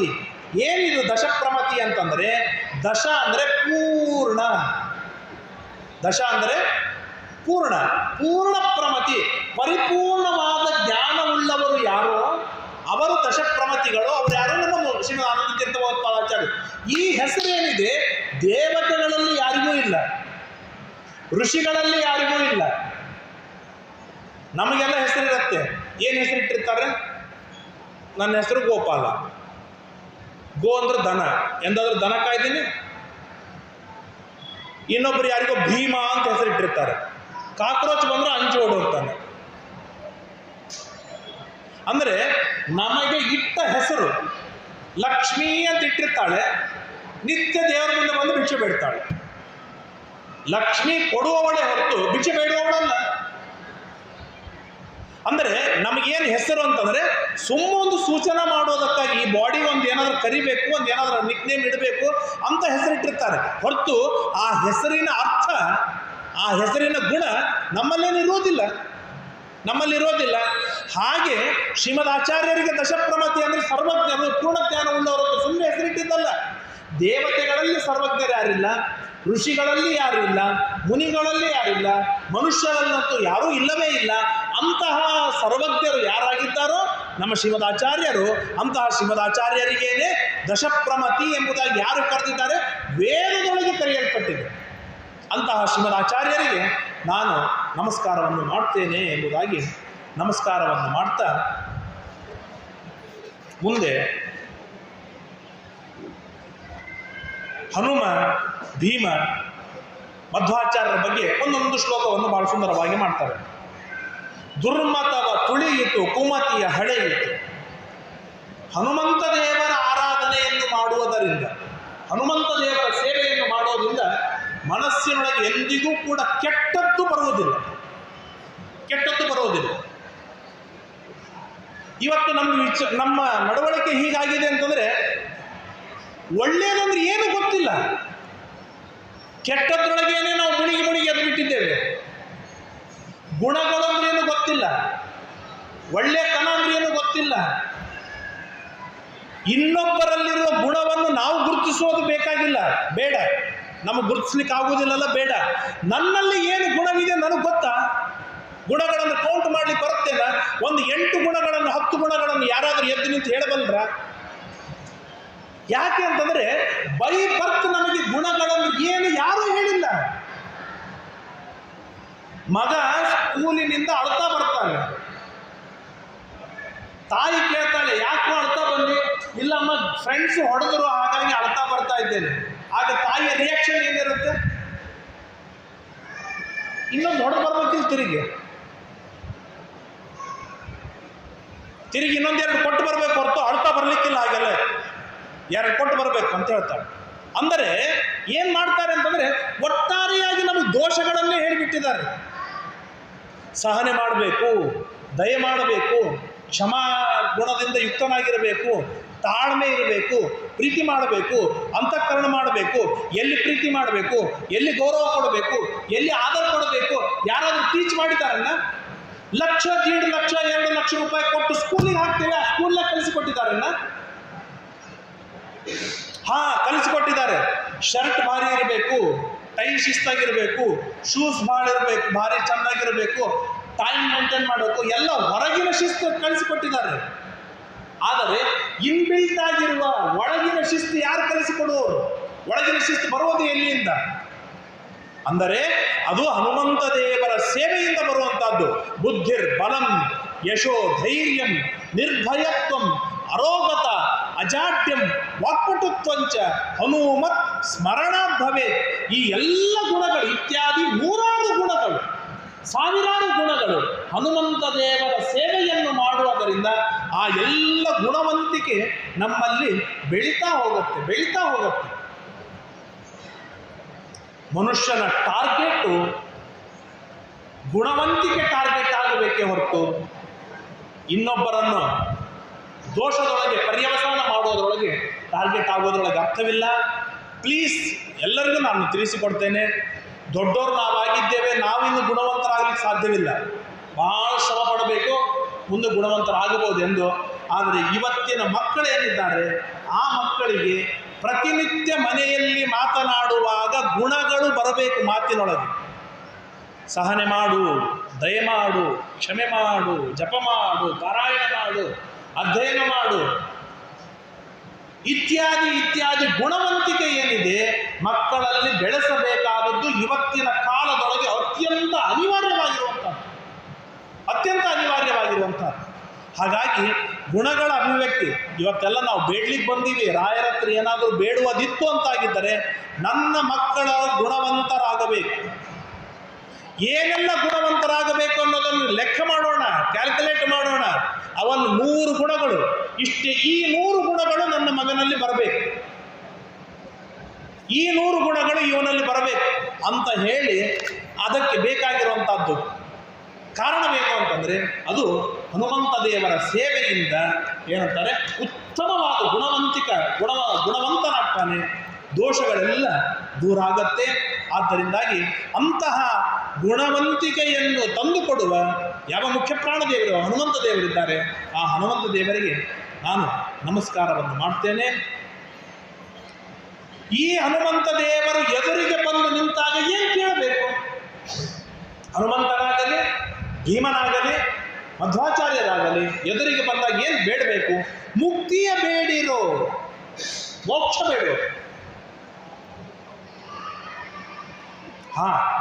ತಡವಾಗಬಹುದು ಮೋಕ್ಷ, ಆದರೆ ಆ ಆನಂದವೇ ಬೇರೆ,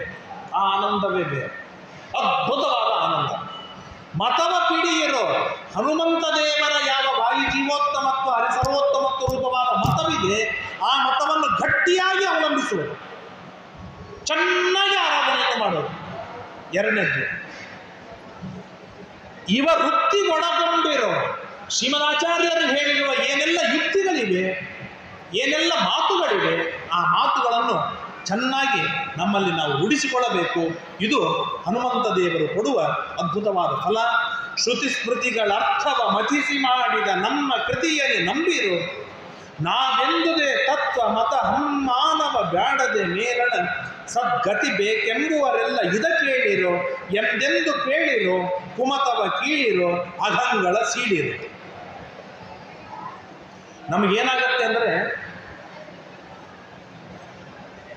ಪುರಾಣ ಕೇಳಿಲ್ಲ, ಗುಣಗಳು ಗೊತ್ತಿಲ್ಲ. ತಮಗೆಲ್ಲರಿಗೂ ಒಂದು ಕಥೆ ಗೊತ್ತು. ಏನು ಕಥೆ ಅಂದರೆ ಧ್ರುವರಾಜನ ಕಥೆ ಗೊತ್ತು. ಏನು ಧ್ರುವರಾಜನ ಕಥೆ? ತಂದೆ ತೊಡೆ ಮೇಲೆ ಕೂಡ್ಲಿಕ್ಕೆ ಹೋದ ಧ್ರುವರಾಜ, ಮಲತಾಯಿ ಸುರುಚಿ ಅವನನ್ನು ಕೆಳಗೆ ಎಳೆದು ಹಾಕಿದ್ಲು. ಸುನೀತಿ ತಪಸ್ಸಿಗೆ ಕಳಿಸಿದ್ಲು, ಅವನು ಮುಂದೆನೋ ತಪಸ್ಸು ಮಾಡಿದೆ. ಇಷ್ಟು ಕಥೆ ಗೊತ್ತು. ಈ ಕಥೆಯನ್ನು ಇವತ್ತಿನ ಪ್ರೊಡ್ಯೂಸರ್ಗಳಿಗೆ ಕೊಟ್ಟರೆ ಏನು ಮಾಡ್ತಿದ್ರು ಹೇಳಿ? ನೂರಾರು ಧಾರಾವಾಹಿಗಳನ್ನು 300-400 ಎಪಿಸೋಡ್ ನೋಡಿರುವ ತಮಗೆಲ್ಲರಿಗೂ ಕೇಳ್ತಾ ಇದ್ದೇನೆ, ಏನು ಮಾಡ್ತಿದ್ರು? ಈ ಉತ್ಥಾನಪಾದರಾಜನನ್ನು ಹೇಗೆ ಕೊಂದು ಹಾಕಬೇಕು, ಸುರುಚಿಯನ್ನು ಹೇಗೆ ಭೂಮಿ ಮೇಲೆ ಇರದೇ ಇರುವ ಹಾಗೆ ನೋಡಬೇಕು, ಆ ರಾಜ್ಯವನ್ನು ಸಿಂಹಾಸನವನ್ನು ಹೇಗೆ ಕಸಿದುಕೊಳ್ಬೇಕು, ಈ ನೆಗೆಟಿವಿಟಿಯಲ್ಲೇ ಒಂದು 500 ಎಪಿಸೋಡ್ ಮಾಡ್ತಿದ್ರೋ ಇಲ್ಲ. ನಮ್ಮ ಶಾಸ್ತ್ರ, ನಮ್ಮ ಭಾಗವತ ಎಷ್ಟು ಚೆನ್ನಾಗಿ ತಿಳಿಸಿಕೊಡುತ್ತೆ ಅಂತಂದ್ರೆ, ಸುನೀತಿ ಹೇಳ್ತಾಳೆ, ಮಾಮಂಗಲಂತಾತ ಪರೇಶು ಮಂಸ್ತಾಹ. ಯಾವ ಕಾರಣಕ್ಕೂ ಇನ್ನೊಬ್ಬರಲ್ಲಿ ದೋಷ ಹುಡುಕ್ಲಿಕ್ಕೆ ನಿನಗೇನು ಹಕ್ಕಿದೆ? ಯಾಕೆ ದೋಷ ಹುಡುಕ್ತೀಯ? ನಿನ್ನ ಚಿಕ್ಕಮ್ಮ ಏನು ಹೇಳಿದಾಳೆ ನನಗೆ? ಏನು ಪಡೆಯೋದಿದೆ ತಪಸ್ಸು ಮಾಡಿ ಪಡಿ ಅಂತ ಹೇಳಿದ್ದಾಳೆ. ಅದರೊಳಗೆ ತಪ್ಪೇನಿದೆ? ಹೋಗಿ ತಪಸ್ಸು ಮಾಡು, ರಾಜ್ಯ ಪಡಿ. ಈ ಪಾಸಿಟಿವ್ ಎನರ್ಜಿಯನ್ನು ಕೊಡುವುದೇ ನಮ್ಮ ಭಾಗವತ. ಈ ಪಾಸಿಟಿವಿಟಿಯನ್ನು ಬೆಳೆಸುವುದೇ ನಮ್ಮ ಇತಿಹಾಸ ಪುರಾಣಗಳು.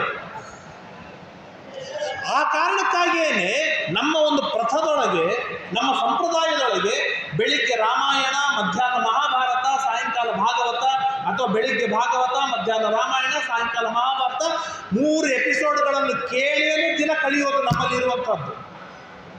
ಇದನ್ನೇ ಕದ್ದರು ಇವತ್ತಿನ ಆಧುನಿಕ ದೂರದರ್ಶನದವರು. ಅದನ್ನು ಏನು ಮಾಡಿದ್ರು ಅಂತಂದ್ರೆ, ನಮ್ಮ ಇತಿಹಾಸ ಪುರಾಣಗಳಲ್ಲಿ ಏನು ಪಾಸಿಟಿವಿಟಿ ಇದೆ, ಆ ಪಾಸಿಟಿವಿಟಿಯನ್ನು ತೆಗೆದು ಹಾಕಿದ್ರು. ಅದೇ ಕಥೆಗಳೊಳಗೆ ನೆಗೆಟಿವಿಟಿ ಸೇರಿಸಿ ಹಾಕಿದ್ರು.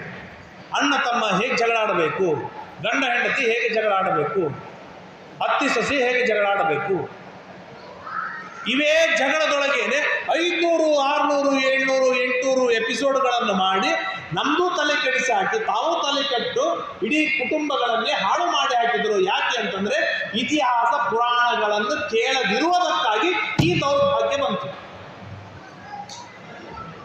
ನಮ್ಮಲ್ಲಿ ಹೇಗೆ ಹೇಳ್ತಾರೆ? ಮಹಾಭಾರತದಲ್ಲಿ ಹೇಳ್ತಾರೆ, ಎಷ್ಟು ಚೆಂದಾಗಿ ಹೇಳ್ತಾರೆ. ಪ್ರಸಿದ್ಧವಾದ ಕಥೆ ಗೊತ್ತು. ಏನು ಕಥೆ? ಪಾಂಡವರಿಗೆ ಅನ್ಯಾಯವಾಯಿತು, ಜೂಜಾಟಾಯಿತು, ಹೆಂಡತಿಗೆ ಅವಮಾನವಾಯಿತು, ಪಾಂಡವರು ವನಕ್ಕೆ ಹೋದರು. ಇಷ್ಟೇನಾದರೂ ನಮ್ಮಲ್ಲಿ ಆಗಿದ್ರೆ ಏನು ಕಾಲ, ಏನು ಗದ್ದಲವಾಗ್ತಿತ್ತು? ಧರ್ಮರಾಜ, ಅಣ್ಣ ನೀನು ಮಾಡಿದ್ದರಿಂದಲೇ ನಮಗೆ ಅನ್ಯಾಯವಾಯಿತು, ನಿನ್ನಿಂದಲೇ ಹೆಂಡತಿಗೆ ಅವಮಾನವಾಯಿತು, ನಿನ್ನಿಂದಲೇ ನಮಗೆ ವನವಾಸವಾಯಿತು, ನಿನ್ನಿಂದಲೇ ಈ ಕಷ್ಟಪಡ್ತಾ ಇದ್ದೇವೆ. ಅಣ್ಣ ನೀ ಮನೆಗಿರಬೇಡ, ನೀನು ಇದೆಲ್ಲ ನೀರೋದಿಲ್ಲ, ಬೇಕಿದ್ರೆ ನೀವನಕ್ಕೆ ಹೋಗು, ನಾನು ರಾಜ್ಯದೊಳಗೆ ಇರ್ತೇನೆ ಅಂತ ಹೇಳಿದ್ದು ಭೀಮ ಎದ್ದು ಜಗಳ ಮಾಡಿ ದುರ್ಯೋಧನಾದಿಗಳನ್ನು ಕೊಂದು ರಾಜ್ಯದಲ್ಲಿ ಇರ್ಬೋದಾಗಿತ್ತಲ್ವ? ಭೀಮನಿಗೆ ಸಾಮರ್ಥ್ಯವಿರಲಿಲ್ವ? ಭೀಮನಿಗೆ ಏನಾದ್ರಾಗಲಿ ನಾವು ಅಣ್ಣ ತಮ್ಮಂದಿರು ಒಂದು, ನಮ್ಮಲ್ಲಿ ಐಕಮತ್ಯವಿದೆ. ನಾವು ಒಂದಾಗಿದ್ರೆ ಅವ್ರು 3 ಜನ ಬರಲಿ, ನಾವು ಅವ್ರನ್ನ ಕುಟ್ಟಿ ಹಾಕ್ತೇವೆ. ನಾವು ಧರ್ಮವನ್ನು ಪರಿಪಾಲನೆಯನ್ನು ಮಾಡುವವರು, ಕೊಟ್ಟ ಮಾತನ್ನು ಉಳಿಸಿಕೊಳ್ಳುವವರು ಅಂತ ಹೇಳುವ ಒಂದು ಪಾಸಿಟಿವ್ ಎನರ್ಜಿ ಏನಿದೆ, ಅದು ನಮ್ಮ ಇತಿಹಾಸ, ನಮ್ಮ ಪುರಾಣ, ನಮ್ಮ ಶ್ರೀಮದಾಚಾರ್ಯರು ಮೇಲಿಂದ ಬೋಧಿಸಿದ್ದಾರೆ. ಆ ಮಾತನ್ನು ವಾಲ್ಯರಾಜರು ಎತ್ತಿಕೊಡ್ತಾರೆ. ನಮ್ಮ ಪುರಾಣಗಳನ್ನು ಕೇಳಿರೋ, ನಮ್ಮ ಪುರಾಣಗಳನ್ನು ಕೇಳಿ, ನಮ್ಮ ಇತಿಹಾಸಗಳನ್ನು ಕೇಳಿ, ಅದರೊಳಗೆ ಸಕಾರಾತ್ಮಕವಾದ ವಿಚಾರಗಳು ಕೋಟಿ ಕೋಟಿ ಬರುತ್ತೆ.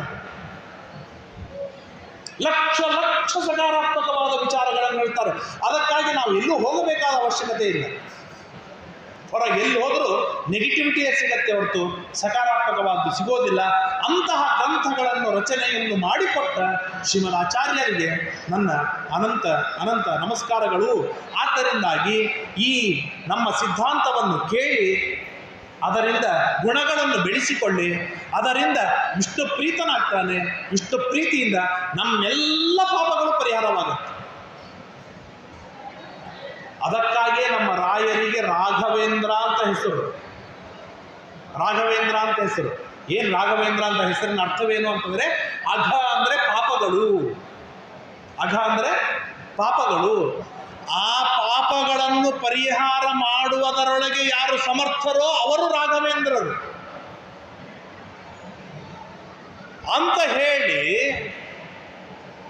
ಪಾನಿಪುರಿ ತಿಂತ ನಾವು ರಾಯರ ಸೇವೆ ಮಾಡಿದ್ರೆ ಏನು ಲಾಭವಿಲ್ಲ. ಅಂದರೆ ಈ ಕಡೆಗೆ ಅವ್ರ ಪಾಪ ಕಳೀತಿರ್ತಾರೆ, ನಾವು ಮತ್ತೆ ಪಾಪ ಮಾಡ್ತಾ ಇರೋದು. ಅವರು ಪಾಪ ಕಳೆಯೋದು, ನಾವು ಪಾಪ ಮಾಡೋದು, ಇದರೊಳಗೆ ಅರ್ಥವಿಲ್ಲ. ಒಮ್ಮೆ ಪಾಪ ಕಳೆದ ಮೇಲೆ ಮತ್ತೊಮ್ಮೆ ಪಾಪ ಮಾಡದಿರುವ ಹಾಗೆ ನೋಡಿಕೊಳ್ಳಬೇಕು. ಆ ಕೌಶಲ ರಾಯರು ನಮಗೆ ಕೊಡಬೇಕು. ಒಟ್ಟಾರೆಯಾಗಿ ನಮಗೆ ಬೇಕಾಗಿದ್ದೇನು? ಅಘ ಅಂದರೆ ಪಾಪ. ಆ ಪಾಪಗಳನ್ನು ಪರಿಹಾರ ಮಾಡುವುದರಲ್ಲಿ ಸಮರ್ಥರು ಯಾರು? ಅವರು ರಾಘವೇಂದ್ರರು. ಹಾಗೆ ಈ ನಮ್ಮ ಆ ಸಾಮರ್ಥ್ಯ ಅವರಿಗೆ ಎಲ್ಲಿಂದ ಬಂತು? ರಾಯರಿಗೆ ಪಾಪಗಳನ್ನು ಪರಿಹಾರ ಮಾಡುವ ಸಾಮರ್ಥ್ಯ ಎಲ್ಲಿಂದ ಬಂತು ಅಂತಂದರೆ ನಮ್ಮ ಶ್ರೀಮದಾಚಾರ್ಯರ ಶಾಸ್ತ್ರಗಳನ್ನು ಓದಿದ್ದಕ್ಕಾಗಿ, ಮತ್ತು ಸಿದ್ಧಾಂತವನ್ನು ಗಟ್ಟಿಯಾಗಿ ನರನಾಡಿಗಳಲ್ಲಿ ತಾವು ಬಳಸಿಕೊಂಡದ್ದಕ್ಕಾಗಿ ಈ ಸಾಮರ್ಥ್ಯ ಬಂತು. ಅಂದಮೇಲೆ ನಾವು ಕೂಡ ಸಿದ್ಧಾಂತವನ್ನು ಚೆನ್ನಾಗಿ ತಿಳಿದುಕೊಂಡು ರಾಯರ ಭಕ್ತರಾಗಿ ರಾಯರ ಸೇವೆಯನ್ನು ಮಾಡಿ ಆ ರಾಯರಿಂದ ಪಾಪಗಳನ್ನು ಪರಿಹಾರ ಮಾಡಿಕೊಂಡು ಸುಖವಾಗಿ ಇರಬಾರ್ದು ಯಾಕೆ?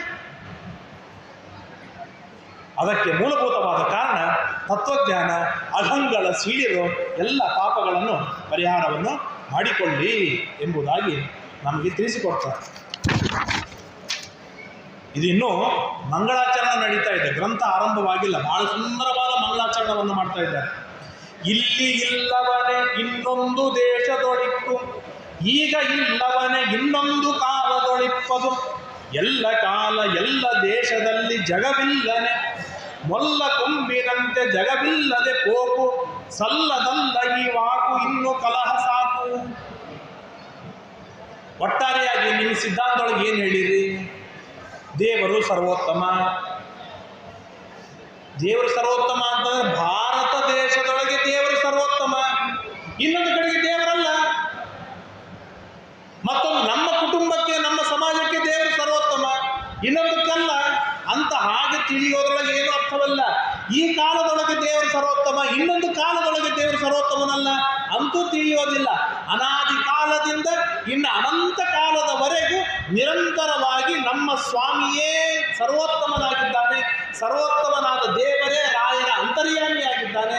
ರಾಯರ ಅಂತರ್ಯಾಮಿಯಾದ ದೇವರೇ ನನ್ನಂತರ್ಯಾಮಿಯಾಗಿದ್ದಾನೆ. ಅಂದರೆ ಎಷ್ಟು ಸೌಭಾಗ್ಯ! ಊಹೆ ಮಾಡ್ಲಿಕ್ಕೆ ಸಾಧ್ಯವಿಲ್ಲ ಇದರ ಲಾಭ.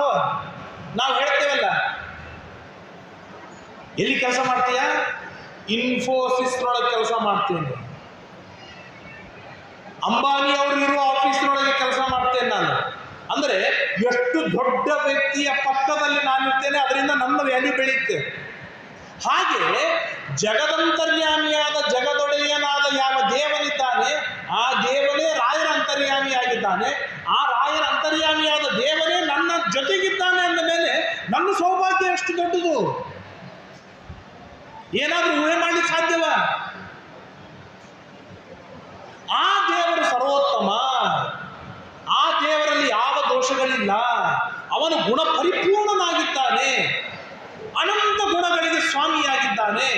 ಮತ್ಸ್ಯ, ಕೂರ್ಮ, ವರಾಹ, ನರಸಿಂಹ, ವಾಮನ, ಭಾರ್ಗವ, ರಾಘವ, ಕೃಷ್ಣ, ಬುದ್ಧ, ಕಲ್ಕಿ ಇತ್ಯಾದಿ ಅನೇಕ ರೂಪಗಳನ್ನು ತಾಳಿದ್ದಾನೆ.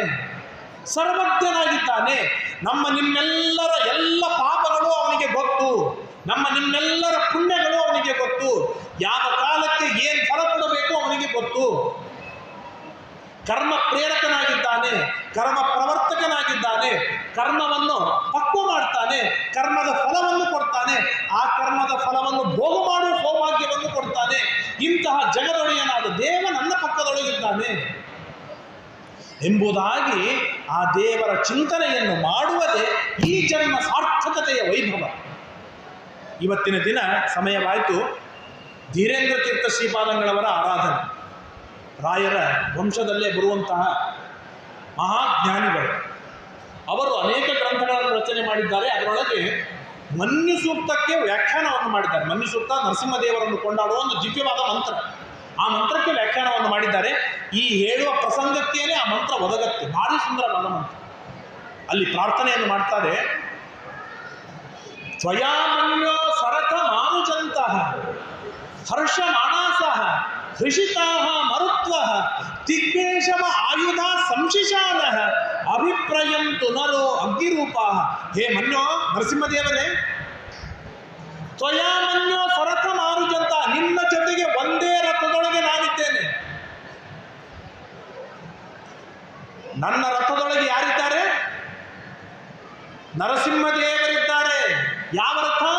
ಇದೇ ಶರೀರವೆಂಬ ರಥ. ಈ ರಥದೊಳಗೆ ನಾನಿದ್ದೇನೆ. ನನ್ನ ಹೃದಯದೊಳಗೆ ಲಕ್ಷ್ಮೀ ನರಸಿಂಹದೇವರಿದ್ದಾರೆ. ಕ್ಷಂ ಲಕ್ಷ್ಮೀ ನರಸಿಂಹಾಯ ನಮಃ ಎಂಬುದಾಗಿ ಜೀವನೊಳಗೆ ನಾವು ಆವಾಹನವನ್ನು ಮಾಡ್ತೇವೆ, ನ್ಯಾಸವನ್ನು ಮಾಡ್ತೇವೆ. ನರಸಿಂಹದೇವರಿದ್ದಾರೆ. ಆ ನರಸಿಂಹದೇವರಲ್ಲಿ ತಿಗ್ನೇಶವ ಆಯುಧ, ಭಾರಿ ಚೂಪಾದ ಬಾಣಗಳಿವೆ. ಅವು ಹೇಗೆ ಬೆಂಕಿ ಕೆಂಡ ಕಾರುವಂತ ಬಾಣಗಳು, ಎದುರಿಗೆ ಯಾವ ಶತ್ರು ಬಂದರೂ ಆ ಶತ್ರುವನ್ನು ಕತ್ತರಿಸಿ ಹಾಕಿಬಿಡತ್ತೆ, ಸುಟ್ಟು ಭಸ್ಮವಾಗಿ ಮಾಡಿಬಿಡುತ್ತೆ. ಅಂತ ದಿವ್ಯವಾದ ಆ ಆಯುಧಗಳು ನಮ್ಮ ಹತ್ರ ಇವೆ, ಮಿಸೈಲ್ಗಳಿವೆ. ಅದಕ್ಕೆ ಈಗೇನೋ ಅಷ್ಟೆಲ್ಲ ಮಿಸೈಲ್ಗಳಿವೆ, ನರಸಿಂಹದೇವರಿದ್ದಾರೆ. ನಾವೇನ್ ಮಾಡ್ಬೇಕಂದ್ರೆ ದ್ಯುಮಂತಂ ಘೋಷಂ ವಿಜಯಾಯ ಕಣ್ಮಹೇ, ಲಕ್ಷ್ಮೀ ನರಸಿಂಹದೇವರಿಗೆ ಜಯವಾಗಲಿ ಅಂತ ಜೋರಾಗಿ ಉದ್ಘೋಷವನ್ನು ಮಾಡಬೇಕಾಗಿದೆ ಅಷ್ಟೇ, ಮತ್ತಿನ್ನೇನಿಲ್ಲ. ದ್ಯುಮಂತಂ ಘೋಷಂ ವಿಜಯಾಯ ಕಣ್ಮಹೇ. ಹೇ ನರಸಿಂಹಸ್ವಾಮಿ, ಲಕ್ಷ್ಮೀ ನರಸಿಂಹ, ಸಂಸೃಷ್ಟಂ ಧನ ಉಭಯಂ, ನನ್ನ ಪಾಲಿಗೆ 2 ಹಣವನ್ನು ಸೃಷ್ಟಿ ಮಾಡಿಟ್ಟಿದ್ದೀಯ ನೀನು. ಆಲ್ರೆಡಿ ಸೃಷ್ಟಿ ಮಾಡಿ ಇಟ್ಟುಬಿಟ್ಟಿದ್ದೀಯ. ಎಷ್ಟು ದೇವರ ಕಾರುಣ್ಯ. ಇಲ್ಲಿರೋರೆಲ್ಲರೂ ಪರ ಊರಿನಿಂದ ಮಂತ್ರಾಲಯಕ್ಕೆ ಬಂದವರು, ಹೌದಲ್ವ? ನಾನು ಬೇರೆ ಊರಿನಿಂದ ಬಂದಿದ್ದೇನೆ. ಇಲ್ಲಿಗೆ ಬಂದ ಮೇಲೆ ಇವನಿಗೆ ಹೊಟ್ಟಿಗೆ ಏನು ಹಾಕಬೇಕು? ಇವನು ಅನ್ನ ತಿಂತಾನೋ ದೋಸೆ ತಿಂತಾನೋ? ದೋಸೆ ತಿಂತಾನಂದ್ರೆ ಬ್ಯಾಳಿ ಏನು ಬೇಕು? ಹಾಗಾದ್ರೆ ಅದನ್ನು ಎಲ್ಲಿ ಬೆಳಿಬೇಕು? ಆ ಬೆಳೆಯೋದಕ್ಕಾಗಿ ಭೂಮಿ ಬೇಕು ಅಂತ ರಾಯರೇನಾದ್ರೂ ಪ್ಲಾನ್ ಮಾಡಿದ್ರೆ ನಮ್ಮ ಅವಸ್ಥೆ ಏನು? ನಮ್ಮ ಅವಸ್ಥೆ ಏನು? ಹಾಗಾದರೆ ನನ್ನ ಪಾಲಿಗೆ ಬೇಕಾದ ಅನ್ನವನ್ನು, ನನ್ನ ಪಾಲಿಗೆ ಇವತ್ತಿನ ದಿನ ನಾನು ಊಟ ಮಾಡುವ ಅನ್ನವನ್ನು ಈ 8 ತಿಂಗಳಿಂದಲೇ ಹುಟ್ಟಿಸಿ ಮಾರ್ಕೆಟಿಗೆ ತಂದು, ಅದು ಮಂತ್ರಾಲಯಕ್ಕೆ ಬಂದು, ಮಠಕ್ಕೆ ಬಂದು, ರಾಯರಿಗೆ ಹಸ್ತೋದಕವಾಗಿ ನಾನು ಕೂತಾಗ ಆ ಅನ್ನ ನನ್ನ ಎಲೆಯೊಳಗೆ ಸರಿಯಾಗಿ ಬೀಳಬೇಕು ಅಂತಂದ್ರೆ ಎಷ್ಟು ಪ್ಲಾನ್ ಮಾಡಿ ದೇವರು ಕರುಣೆ ಮಾಡಿ ಸೃಷ್ಟಿ ಮಾಡಿಟ್ಟಿದ್ದಾನೆ. ಇದು ಭೂಮಿ ಮೇಲಿನ ಅನ್ನ. ಇವತ್ತು ನಾನು ಮಂತ್ರಾಲಯಕ್ಕಿದ್ದೇನೆ, ನಾಳೆ ರಾಯಚೂರಿಗೆ ಹೋಗ್ತೇನೆ, ನಾಡ್ದು ಬೆಂಗಳೂರಿಗೆ ಹೋಗ್ತೇನೆ, ಇನ್ನು 2 ದಿವಸ ಬಿಟ್ಟು ನಾನು ಫಾರಿನ್ಗೆ ಹೋಗ್ತೇನೆ. ಎಲ್ಲಿ ಹೋದ್ರೂ ನಮಗೆ ಅನ್ನ ಕಡಿಮೆ ಬಿತ್ತಿದೆ. ಒಂದು ದಿನ ಉಪವಾಸ ಹಾಕಿದ್ದಾನೆ ದೇವರು, ಅಷ್ಟು ಸಮೃದ್ಧವಾದ ಅನ್ನ ನನಗೆ ಕೊಟ್ಟಾಕಿದ್ದಾನೆ ದೇವ. ಸಂಸೃಷ್ಟಂ ಧನ ಉಭಯಂ. ಏನು ನಾನು ಪಡೆಯಬಹುದಾದ ನನ್ನ 80, 90, 100 ವರ್ಷಗಳಲ್ಲಿ ಪಡೆಯಬಹುದಾದ ಏನೆಲ್ಲ ಭೋಗಗಳಿವೆ, ಆ ಎಲ್ಲ ಭೋಗಗಳನ್ನು ದೇವರು ಆಲ್ರೆಡಿ ಸೃಷ್ಟಿ ಮಾಡಿ ಇಟ್ಟುಬಿಟ್ಟಿದ್ದಾನೆ. ಅಷ್ಟೇ ಅಲ್ಲ, ಮುಂದೆಂದೋ ನಾನು ಮೋಕ್ಷ ಪಡೆಯೋಗಿದ್ದೇನಲ್ಲ, ಆ ಮೋಕ್ಷದಲ್ಲಿ ಪಡೆಯಬಹುದಾದ ಆನಂದವನ್ನು ಸೃಷ್ಟಿ ಮಾಡಿ ಇಟ್ಬಿಟ್ಟಿದ್ದಾನೆ. ಹೀಗಾದ್ರೆ ಧೀರೇಂದ್ರ ತೀರ್ಥರು ಹೇಳ್ತಾರೆ, ಏನ್ ಮಾಡ್ಬೇಕು ನಾವು ಅಂತಂದ್ರೆ ಅದನ್ನು ಹೋಗಿ ಪಡಿಬೇಕಷ್ಟೆ. ಪಡೆಯೋದಕ್ಕಾಗಿ ಸಾಧನೆ ಮಾಡಬೇಕು. ಜಪ, ತಪಸ್ಸು, ಅಧ್ಯಯನ, ಪಾರಾಯಣ, ನಿರಂತರವಾಗಿ 1 ಗಂಟೆಯಾದರೂ ಶಾಸ್ತ್ರಗಳ ಅವಮರ್ಶನ, ಚಿಂತನೆ ಇವುಗಳನ್ನು ಚೆನ್ನಾಗಿ ಮಾಡ್ತಾ ಮಾಡ್ತಾ ಮಾಡ್ತಾ ತತ್ವಜ್ಞಾನವನ್ನು ಬೆಳೆಸಿಕೊಳ್ತಾ ಏನು ಬೇಕಾಗಿಲ್ಲ. ರಾಯರ ಮುಂದೆ ಕೂಡೋಣ, ಬೇರೆ ಏನು ಬೇಡ. ರಾಘವೇಂದ್ರ ರಾಘವೇಂದ್ರ ರಾಘವೇಂದ್ರ ಪಾಹಿಮಾಂ, ರಾಘವೇಂದ್ರ ರಾಘವೇಂದ್ರ ರಾಘವೇಂದ್ರ ರಕ್ಷಮಾಂ, ರಾಘವೇಂದ್ರ ರಾಘವೇಂದ್ರ ರಾಘವೇಂದ್ರ ಪಾಹಿಮಾಂ, ರಾಘವೇಂದ್ರ ರಾಘವೇಂದ್ರ ರಾಘವೇಂದ್ರ ರಕ್ಷಮಾಂ. ಮೈ ಮರ್ತು ಬಿಡೋದು. ಮೊಬೈಲ್ ಇಲ್ಲ, ಟಿವಿ ಇಲ್ಲ, ಯಾರು ಹೇಳೋರು ಕೇಳೋರು ಇಲ್ಲ, ಯಾವ ಡಿಸ್ಟರ್ಬೆನ್ಸ್ ಇಲ್ಲ. ನಾನು ಆ ಮೂಮೆಂಟಿನೊಳಗೆ, ಆ ಟೈಮಿನೊಳಗೆ 15 ನಿಮಿಷ 20 ನಿಮಿಷ ಏಕಾಗ್ರವಾಗಿ ಕೂಡುವುದು, ರಾಯರನ್ನು ಧ್ಯಾನವನ್ನು ಮಾಡುವುದು, ಚಿಂತನೆ. ಸಮಯವಿಲ್ವಾ? ಇಲ್ಲಿ ಯಾರು ಡೊನಾಲ್ಡ್ ಟ್ರಂಪ್ ಇಲ್ಲ, ನರೇಂದ್ರ ಮೋದಿಜಿ ಅವರು ಯಾರು ಇಲ್ಲ. ಆದ್ರಿಂದ ತುಂಬಾ ಸಮಯವಿದೆ ಅಂತ ನನಗೆ ಗೊತ್ತು. ಸಮಯವಿಲ್ಲದಿರುವಷ್ಟು ಬಿಸಿ ಮೋದಿಜಿ ಅವರು ಇದ್ದಾರೋ ಇಲ್ಲೋ ಗೊತ್ತಿಲ್ಲ. ಆ ಮೋದಿಜಿ ಅವರು ಟೈಮ್ ತೆಗೆದುಕೊಂಡು ಏಕಾದಶಿ ಮೊದಲಾದ ಉಪವಾಸಗಳನ್ನು, ಏನಂತಾರೆ, ಸಣ್ಣ ಪುಟ್ಟ ಸಾಧನೆಗಳನ್ನು, ನವರಾತ್ರಿ ಉಪವಾಸವನ್ನು ಏನೋ ಮಾಡಿ ಸಾಧಿಸಿಕೊಳ್ತಾರೆ ಅವರು. ಅಷ್ಟು ಬಿಸಿ ಇದ್ದವರು. ಆಮೇಲೆ ಸಮಯ ನಮ್ಮಲ್ಲಿ ರಾಶಿ ಸಮಯ ಬಿದ್ದಿದೆ. ಸಮಯ ಹೇಗೆ ವೇಸ್ಟ್ ಮಾಡಬೇಕನ್ನೋ ಟೆನ್ಷನ್ ಆಗುವಷ್ಟು ಸಮಯ ನಮ್ಮಲ್ಲಿ ಬಿದ್ದಿದೆ. ಹಾಗಾಗಿ ಆ ಸಮಯದೊಳಗೆ ಶ್ರೀರಾಮ್ ಶ್ರೀರಾಮ್ ಶ್ರೀರಾಮ್ ಶ್ರೀರಾಮ್, ಸೀತಾರಾಮ್ ಸೀತಾರಾಮ್ ಸೀತಾರಾಮ್, ಶ್ರೀರಾಮ್ ಜಯ ರಾಮ್ ಜಯ ಜಯ ರಾಮ್, ಶ್ರೀರಾಮ್ ಜಯ ರಾಮ್ ಜಯ ಜಯ ರಾಮ್, ಶ್ರೀಕೃಷ್ಣ ಶರಣಂ ಮಮ, ಶ್ರೀಕೃಷ್ಣ ಶರಣಂ ಮಮ, ಶ್ರೀಕೃಷ್ಣ ಶರಣಂ ಮಮ. ಯಾವುದೋ ಒಂದು ನಮಗೆ ಇಷ್ಟವಾದ ದೇವರ ನಾಮ, ನಮಗೆ ಇಷ್ಟವಾದ ರಾಯರ ನಾಮ ತೆಗೆದುಕೊಂಡ 10 ನಿಮಿಷ 20 ನಿಮಿಷ 15 ನಿಮಿಷ ಮೈ ಮರೆತು ಚಿಂತನೆಯನ್ನು ಮಾಡು. ಆ ಟೈಮಿನೊಳಗೆ, ಆ ಸಮಯದೊಳಗೆ ಯಾರು ಬೇಕಾದ ಏನು ಭೂಕಂಪವಾಗಲಿ, ಜಗತ್ತು ಅಲ್ಲೋಲವಾಗಲಿ, ಆ ಟೈಮು ನಾವು ದೇವರಿಗಾಗಿ ಮೀಸಲಿಟ್ಟ ಟೈಮ್. ರಾಯರಿಗಾಗಿ ಮೀಸಲಿಟ್ಟ ಟೈಮ್. ನಾವು ಎಷ್ಟು ದೇವರಿಗಾಗಿ ಮೀಸಲಿಟ್ಟ ಟೈಮ್ ಇದೆ, ಆ ಸಮಯ ಅಷ್ಟೇ ನಮ್ಮ ಸಮಯ. ದೇವರಿಗಾಗಿ ಮೀಸಲಿಡದ ಇನ್ನೆಲ್ಲ ವ್ಯಾಪಾರಗಳ ಸಮಯವೇನಿದೆ, ಆ ಸಮಯ ನಮ್ಮ ಪಾಲಿಗೆ ನಮ್ಮ ಜೊತೆಗೆ ಬರುವ ಟೈಮ್ ಅಲ್ಲದು. ಆಫೀಸಿಗೆ ಹೋದೆ, ಹಣ ಬಂತು, ಖರ್ಚಾಯ್ತು. ಊಟ ಮಾಡಿದೆ, ಹೊಟ್ಟೆ ತುಂಬಿತು, ಖರ್ಚಾಯ್ತು. ಇನ್ನೊಂದೇನೋ ಕೆಲಸ ಮಾಡಿದೆ, ಅದು ಮುಗೀತು. ಅದೆಲ್ಲ ಎಂಡ್ ಆಗುವಂತಹದ್ದು. ನಮ್ಮ ಜೊತೆಗೆ ಬರುವುದು ದೇವರ ನಾಮ, ಗುರುಗಳ ನಾಮ, ಅದರಿಂದ ಬಂದ ಪುಣ್ಯ, ಅದರಿಂದ ಬರುವ ಲಾಭ. ಇವತ್ತೂ ಬರುತ್ತೆ, ನಾಳೆ ಹೋದ ಮೇಲೂ ಬರುತ್ತೆ, ಮುಂದೆ ಹುಟ್ಟಿದಾಗೂ ಜೊತೆಗಿರುತ್ತೆ, ಕೊನೆಗೆ ಮೋಕ್ಷದೊಳಗೂ ಇರುತ್ತೆ. ಅಂತಹ ಅದ್ಭುತವಾದ ನಾಮವನ್ನು ಸಂಸೃಷ್ಟಂ ಧನಂ ಉಭಯಂ, ಎರಡೂ ಧನವನ್ನು ದೇವರು ನಮಗಾಗಿ ಸೃಷ್ಟಿ ಮಾಡಿದ್ದಾನೆ. ಹೇ ಮನ್ಯೋ, ಅದನ್ನು ನೀನು ನನಗೆ ತಂದು ಒದಗಿಸು ಸಾಕು. ಅದಕ್ಕಾಗಿ ಬೇಕಾದ ಸಾಧನೆಯನ್ನು ನಾನು ಮಾಡ್ತೇನೆ. ಭಿಯಂ ದದಾನಃ, ಇಹಲೋಕದಲ್ಲಿ ಪರಲೋಕದಲ್ಲಿ ಇರುವ ಸೌಭಾಗ್ಯಗಳನ್ನು ನನಗೆ ಕರುಣಿಸು. ಹೃದಯೇಶು ಶತ್ರವಃ, ನನ್ನ ಮನಸ್ಸಿನಲ್ಲಿ ಏನು ಶತ್ರುಗಳಿದ್ದಾರೆ ಆ ಎಲ್ಲ ಶತ್ರುಗಳು ಸೋಲಬೇಕು. ಎಷ್ಟು ಜನ ಶತ್ರುಗಳಿದ್ದಾರೆ?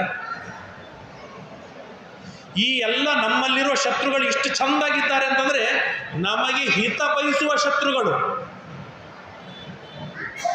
ದೃಷ್ಟಾಂತ ಕೇಳ್ತೇನೆ. ನಮ್ಮ ಫ್ರೆಂಡ್ಸ್ಗಳು ಯಾರಾದರೂ, ತಂದೆ ತಾಯಿ ಬಂಧು ಬಳಗ ಫ್ರೆಂಡ್ಸು ಯಾರೇ ಆಗಲಿ, ಇವತ್ತು ಸಂಧ್ಯಾವಂದನ ಮಾಡೋಣ ಅಂತ ಕರೆದಾರ, ಏಕಾದಶಿ ಮಾಡೋಣ ಅಂತ ಕರೆದಾರ, ದೇವರ ಗುಡಿಗೆ ಹೋಗಿ ಬರೋಣ ಅಂತ ಕರೆದಾರ, ಸದ್ಗುಣಿ ಆಗು ಅಂತ ಹೇಳಿದಾರ. ನನಗೇನೋ ದುಶ್ಚಟವಿದ್ದಾಗ ಈಗ ಯಾವುದೋ ಒಂದು ಶುರು ಆಗಿದೆಯಲ್ಲ IPL, 4 ತಾಸು ಟೈಮ್ ವೇಸ್ಟ್ ಆಗುತ್ತೆ, ಬೇಡಪ್ಪ IPL ನೋಡೋದು ಬೇಡ, ಸ್ಟಡಿ ಮಾಡೋಣ ಅಂತ ಯಾರಾದರೂ ಫ್ರೆಂಡ್ಸ್ ಕರೆದಾರ. ಇವರೆಲ್ಲರೂ ನಮಗೆ ಹಿತ ಬಯಸುವ ಗೆಳೆಯಂದರು, ಶತ್ರುಗಳು. ಧರ್ಮ ಮಾಡುವಂತ ಯಾರು ಬೋಧನೆಯನ್ನು ಮಾಡಿದ್ದಾರೆ? ಯಾರು ಮಾಡುವುದಿಲ್ಲ.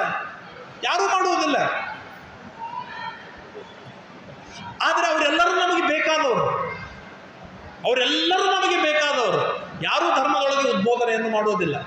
ಸೊ ಹಾಗಾಗಿ ಆ ತರಹದ ಏನೆಲ್ಲ ಹಿತಶತ್ರುಗಳು, ಆಮೇಲೆ ಹೊರಗಿನ ಶತ್ರುಗಳು ಅಂತೂ ತುಂಬ ಶತ್ರುಗಳು, ಆ ಎಲ್ಲ ಶತ್ರುಗಳು ನಮ್ಮ ಹೃದಯದಲ್ಲಿದ್ದಾರೆ.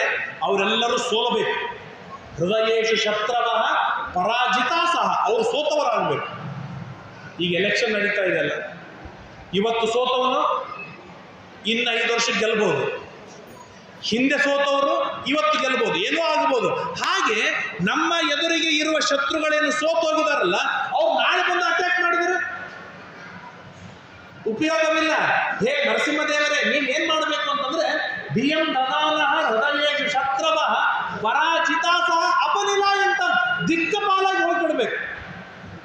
ವಿಜಯದಾಸರು ಒಂದು ಹಾಡಿನಲ್ಲಿ ಹೇಳ್ತಾರೆ, ಬಾರವೋ ಭಯಗಳು ಬಂದರು ನಿಲ್ಲವು, ಹಾರಿ ಹೋಗುವವು ದಶ ದಿಕ್ಕುಗಳಿಗೆ, ಘೋರ ದುರಿತಾರಿಸಿ ವಿಜಯ ವಿಠಲ ನಂಗ್ರಿ ಸೇರಿದ ಮನುಜನಿಗೆ ಇನಿತು ಭಯಗಳುಂಟೆ, ಎಲ್ಲೂ ಭಯಗಳು ಹರಿಯ ಭಕುತರಿಗೆ ಎಂಬುದಾಗಿ ಕೊಂಡಾಡ್ತಾರೆ. ಹಾಗಾಗಿ ಹರಿಯ ಭಕುತರಿಗೆ ಭಯಗಳಿಲ್ಲ, ಆಪತ್ತುಗಳಿಲ್ಲ.